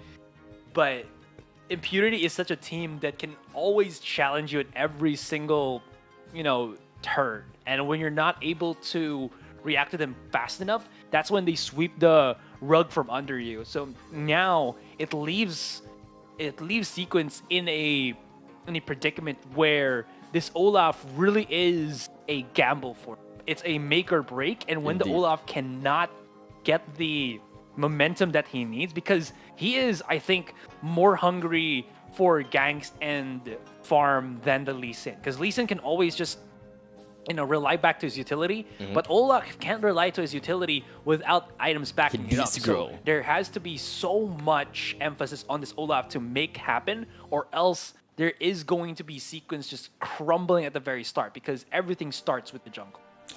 I think that one thing we also should, put into context is that Team Sequence picked an Olaf onto a Camille, right? Correct me if I'm wrong. Impunity has Camille, and they would be prioritizing the hashtag ultimatum onto Olaf, because Olaf is very likely going to be their main core of initiation. Any kind of setup is probably made by Olaf. I mean, that's true, but we might forget the point where Olaf's ultimate makes him invulnerable to crowd control. So everything that can be thrown out by Impunity here can just be shrugged off by Olaf for the next couple of seconds. That's true. But that's the risky part, right? Because if we look at Olaf and that just makes it like, why do they pick all of these abilities that can just displace you? It's not really for Olaf. It's for bypassing Olaf and going to the back line, which is so much easier, having yourself a Camille, Vi, and Diana that can just come out of nowhere, dash right in, and basically separate you from the rest of the team. And even if Olaf doesn't get separated when Vi or Diana or Camille uses their abilities, it's just the target and Olaf left. Everyone else is just gonna get displaced for a few moments, and then by then the pick would have been done straight up. So Yeah, it's makes all sense. about proper execution, and it's all about, again, if this Olaf can really set the pace and stop them from going in because of how threatening his damage can be. So if this Olaf can get that damage output, that's gonna be so important. And I know that we keep talking about this Olaf, but I feel like he is gonna be such a spearhead. Yeah, he's for really the Sequence. fulcrum of exactly. of this entire game, because we gotta think about this in a very contradicting way, right?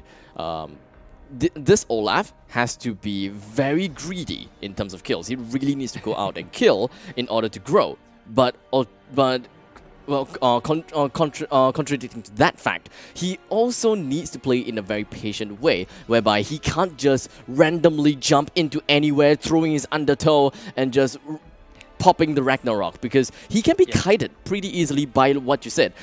Impunity's lineup have great displacements. If he just runs right out and everyone else goes the opposite direction, Olaf would have nowhere to go, and by the time that he managed to come back into the hearts of his own team, his entire backline is probably dealt with already. Yeah, and that's just where it also puts us into a dilemma, where's the point that Olaf can stop chasing their opponent and basically leave everybody exposed in the... Again, there's so many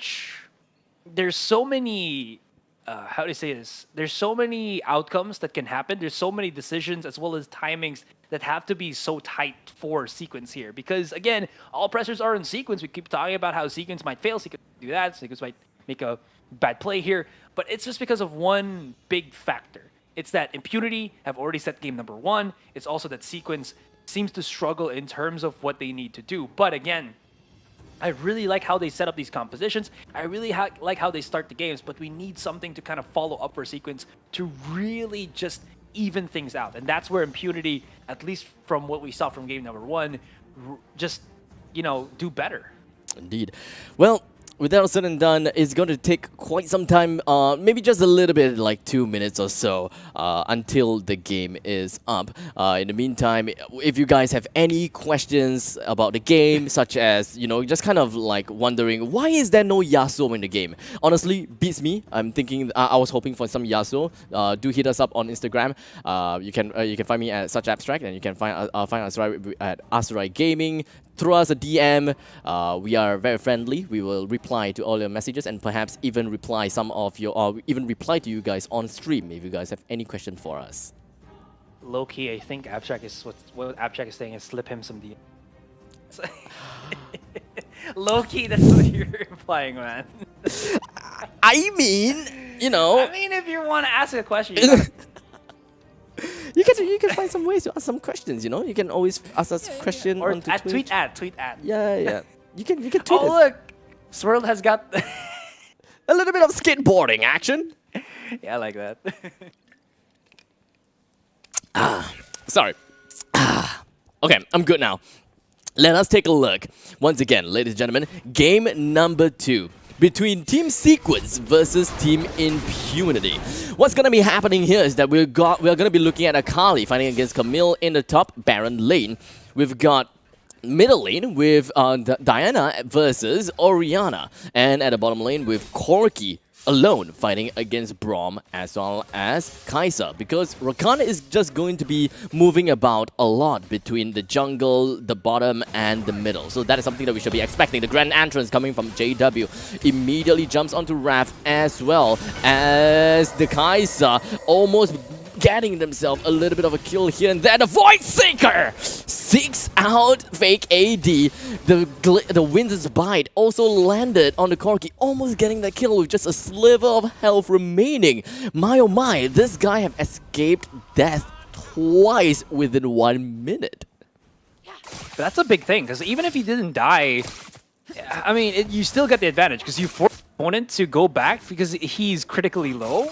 And you can immediately see, look at this, Impunity, they're rushing to reset the wave. And by that I mean, when you're playing a lane, minions aren't just there to give you, or minions aren't just there to push the wave for you. They're also resources for your opponent. And because there's no deny mechanic in League of Legends, to compare to other MOBAs where you can deny the creeps or the minions, what you do here is you force the wave straight up into the turret, it crashes, and the turret, because it can clear up these waves, bounces it back. So there is some point where your opponent will miss a couple of these minions, and in turn, miss XP and crucial gold. And because of that, you can see already, I think if we can pop out the items here, Scarlet Petal should have slightly better items than Sequence's fake AD, and he should be able to bully this out with the items that he came back with, at least for Scarlet Petal.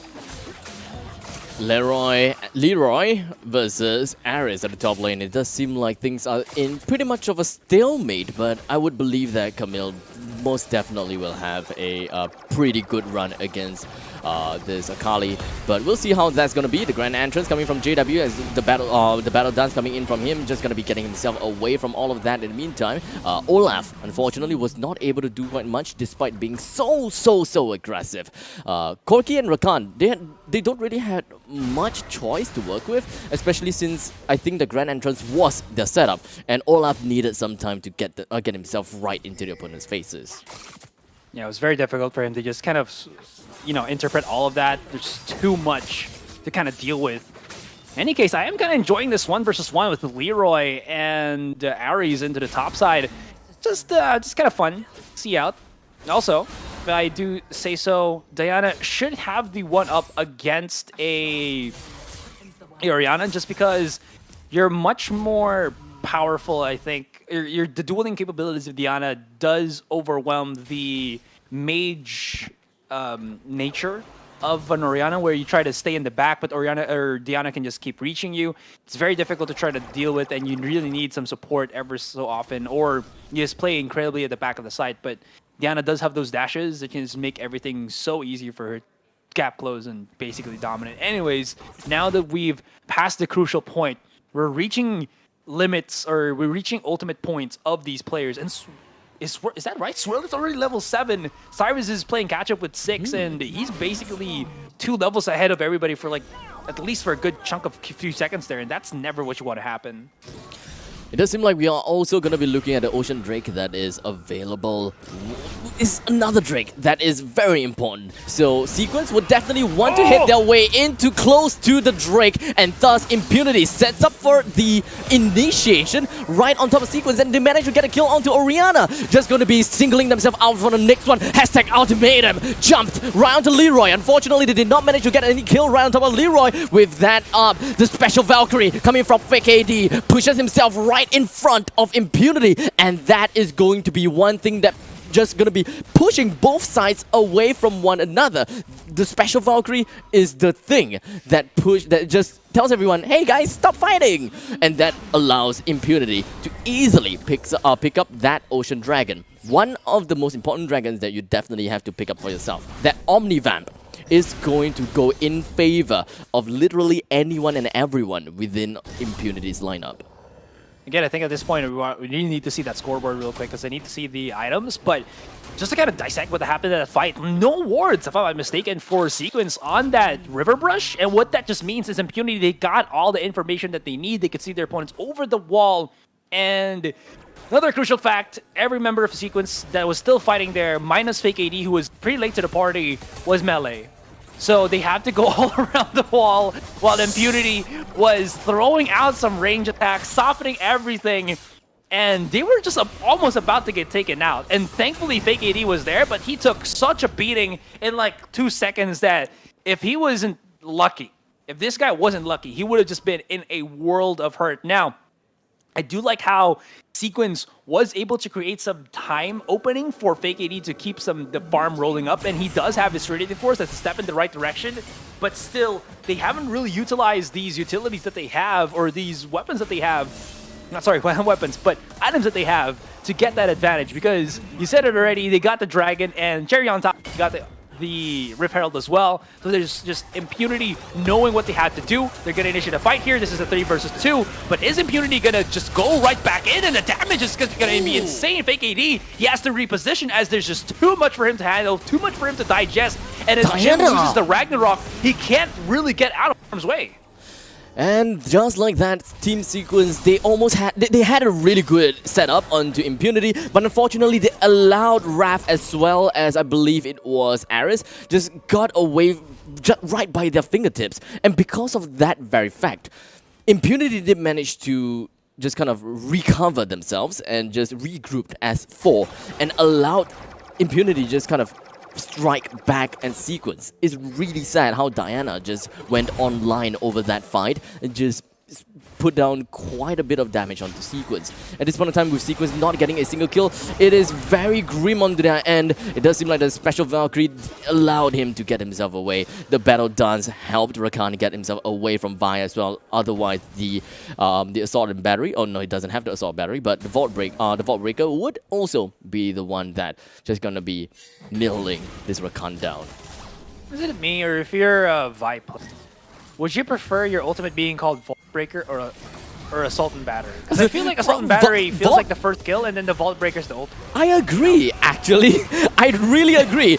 In the meantime, we do have Ragnarok just going to be put right on top on this Olaf, but unfortunately, because of Ragnarok, his HP just pretty much becomes a lot less beefier. Take a look at the HP, the casting rain coming from this Kai'Sa is not going to be enough for him to do anything. The GA pops right on top of the last member here. They swirled as well as Wild Boar gets themselves away right after getting themselves 2 kills. You know, 2 for 2. It's a pretty decent trade in favor for Sequence because this is their first 2 kill into this game, and that has helped them get themselves back onto, in some sense, in some tempo by getting by also getting the first turret in the top lane. This is some really great openings for Sequence. This, well, for lack of a better term, this sequence that the team is using right now, which is to just allow the Akali to play devil's advocate on the other side of the map, get her fed up, and everything revolving around Cyrez punishing Impunity's aggression in the jungle with his shockwaves really is allowing them for so much. But anyways, if you're gonna go into the river side without pretty much utility there, if you could just like show the Fog of War maybe later, you can see that there's very little vision for Sequence around their own jungle as well. So they're going into these angles, they're going into these corners with basically no vision whatsoever. So they're going in blind, and that's never what you really do because, surprise, surprise, there's the Bush Wookiee, Impunity, we're just waiting. Yet another turret is not going to be destroyed by the side on Impunity. They have managed to get themselves a massive control all around the board from the bottom lane to the middle lane. So this bottom jungle is pretty much unsafe territory for Sequence, and that pretty much means that they will be losing control of the Drake spawns. But hold on a second, take a look at this. Special Valkyrie coming in from the side of Corki, just going to be launching himself right in the heart of the enemy. Diana immediately gets the CCs down, and of course getting himself a good amount of kill. Down at the bottom side, Swirl, Diana just going to be going 1 against 1, but unfortunately Ares joins right in. Helped Swirl to win in that specific battle, and back right to the middle. It is going to be Camille fighting against Leroy. The Akali almost takes down Aris and almost brought the fight out into a stalemate. It became a 4v3, or rather a 4:3 kind of trade-off. Sequence almost made it a stalemate, but unfortunately the goal lead is a little bit too high from the side of Impunity. They even have the Rift Herald that is just being spawned right in the top lane. So it is going to be, in some sense, a free lane at the top. Sequence have to immediately push priority up top. Thus, it's either going to be the Baron Asher that might be controlled, or perhaps the next incoming Inferno Drake.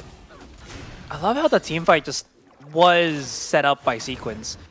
Rakan ultimate into the special package of fake AD, and then they just kind of burn in the middle of all of that, but this could be just bad! Oh no, the flash and the Vault Breaker and a Sequence, they built everything, but it was broken by Impunity, crumbled down. If you were like the little brother and you were making Legos and you got a big brother that just slaps it in front of you and says, "No, those are my Legos," It's basically Impunity doing the same thing, because they broke everything that Sequence was trying to build up in just a matter of seconds. That puts the name Vault Breaker into a whole new meaning.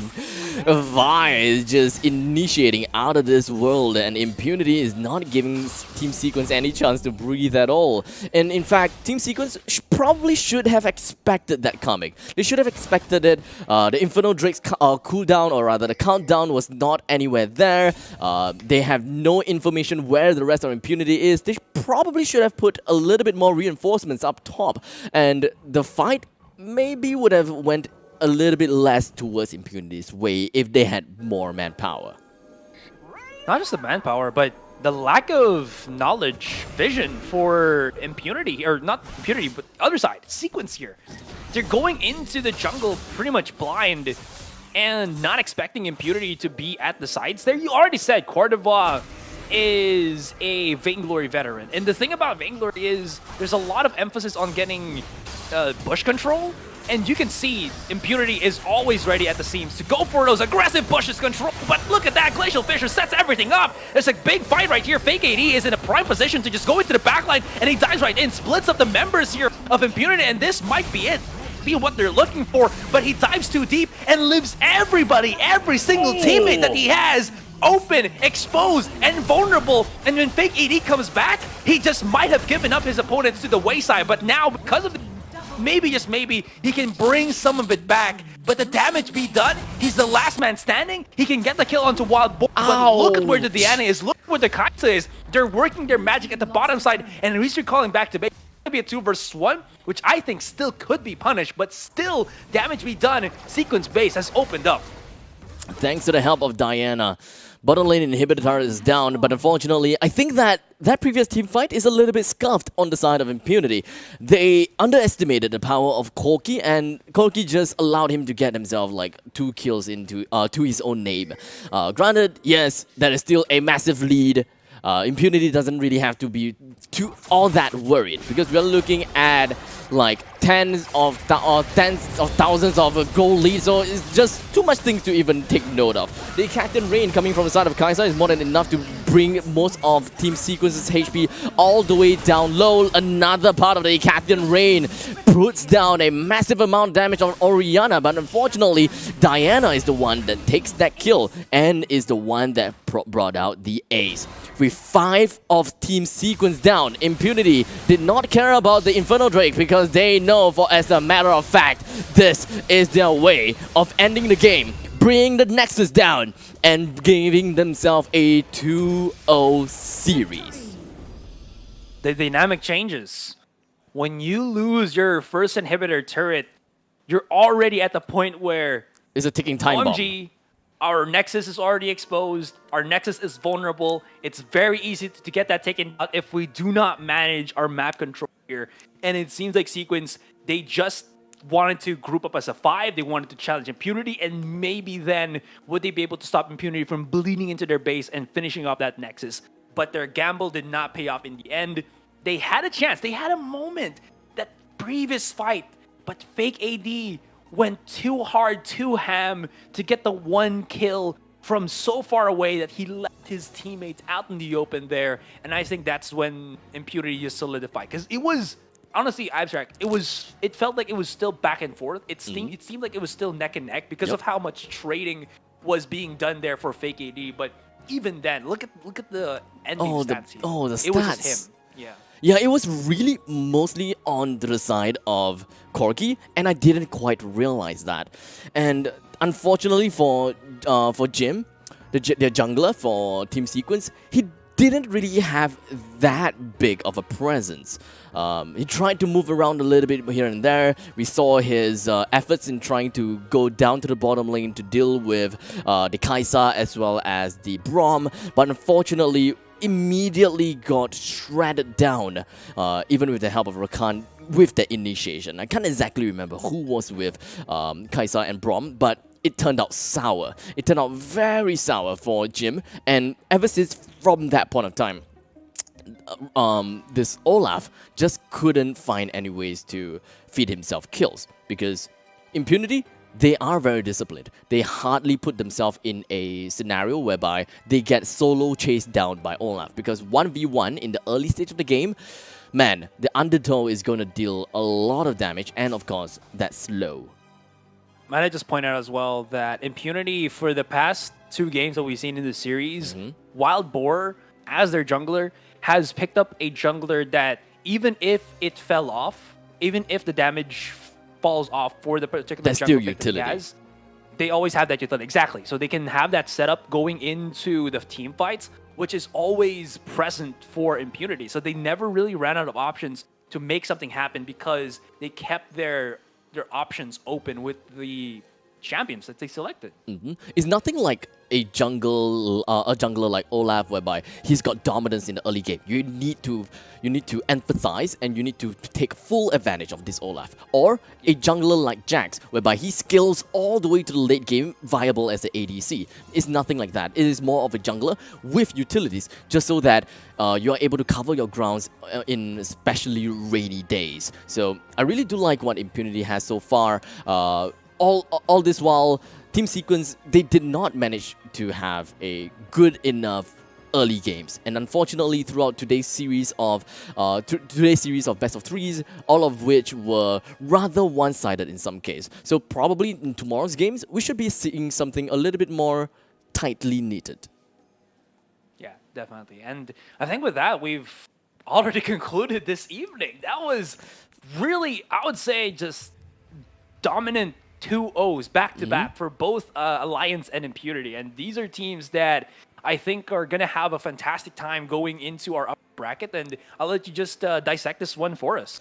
So, of course, today's game, we have saw Alliance versus Big Daddy Golems, with Alliance picking up that win, and thus they will be continuing up in the upper bracket. And on the other side, Impunity Esports won against Team Sequence. So, Impunity Esports is going to be fighting against Team Alliance in the upper brackets, while at the lower brackets, it is going to be Big Daddy Golems versus Team Sequence. And from the views of the brackets, you pretty much know that this is a double elimination brackets after all. So we are in the game of Alliance versus Impunity Esports. Whichever team loses, they would have to go out on a duel against the winners of Big Daddy Golems versus Team Sequence. And I do think that this game itself, tomorrow's games, are going to be one of the best games so far, as Alliance versus Impunity is pretty much a grand finals worthy game.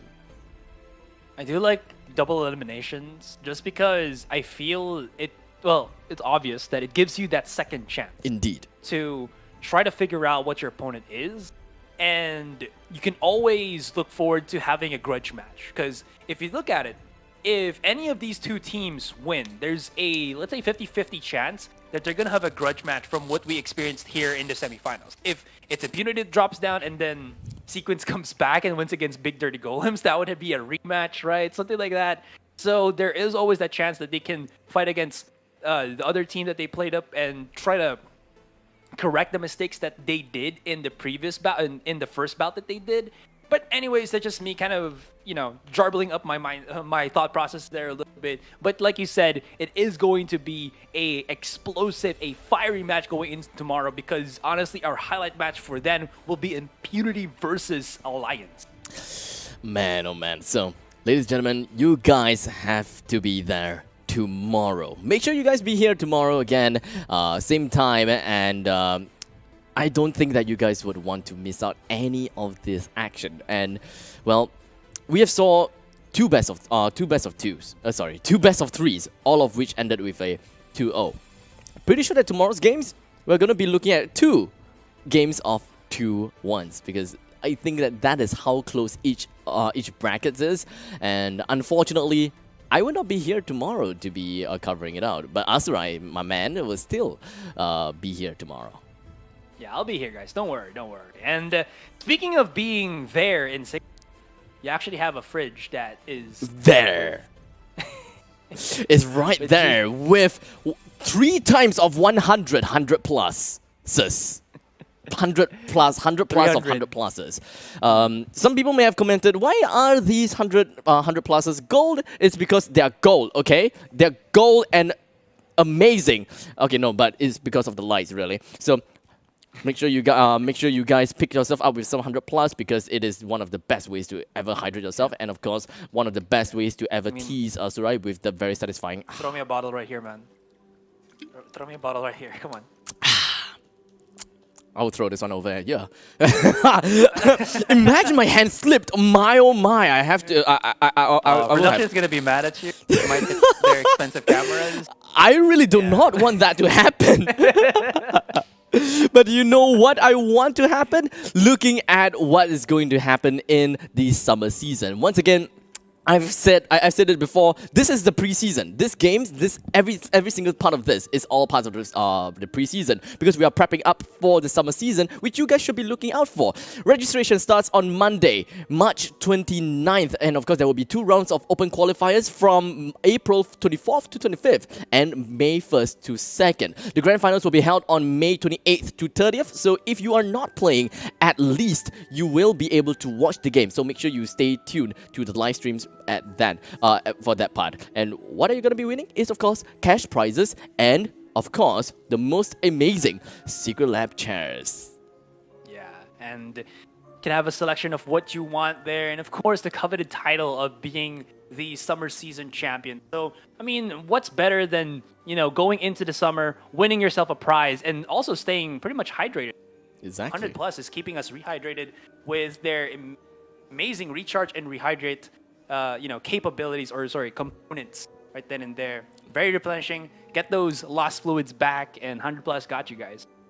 So once again, thank you so much to everyone for watching. Thank you so much to 100+, the official beverage sponsor of the Icon series. Thank you so much to Elephant, the organizer, and of course the official partner of Riot Games in Singapore, and our official chat partner, Secretlab.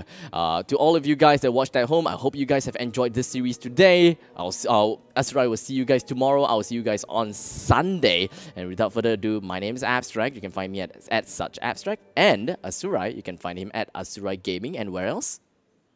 Actually, anywhere. Just go search me up on social media. I should be... Grinder! But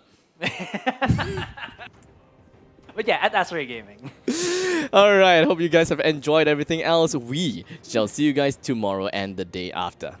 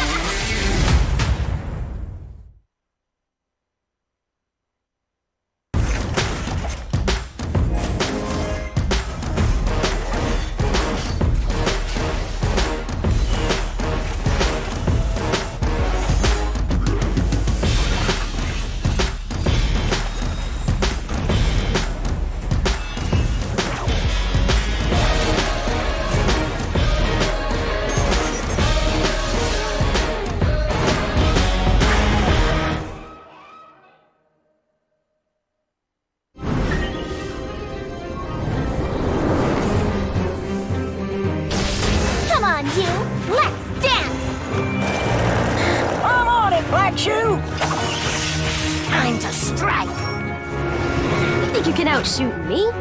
Captain Chemo on duty!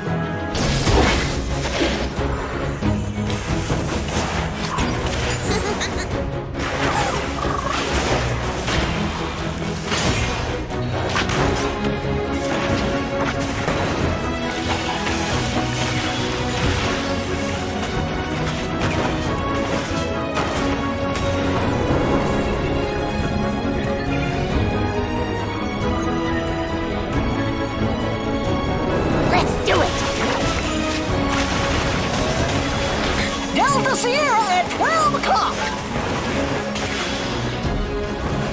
Dust 'em, Pix!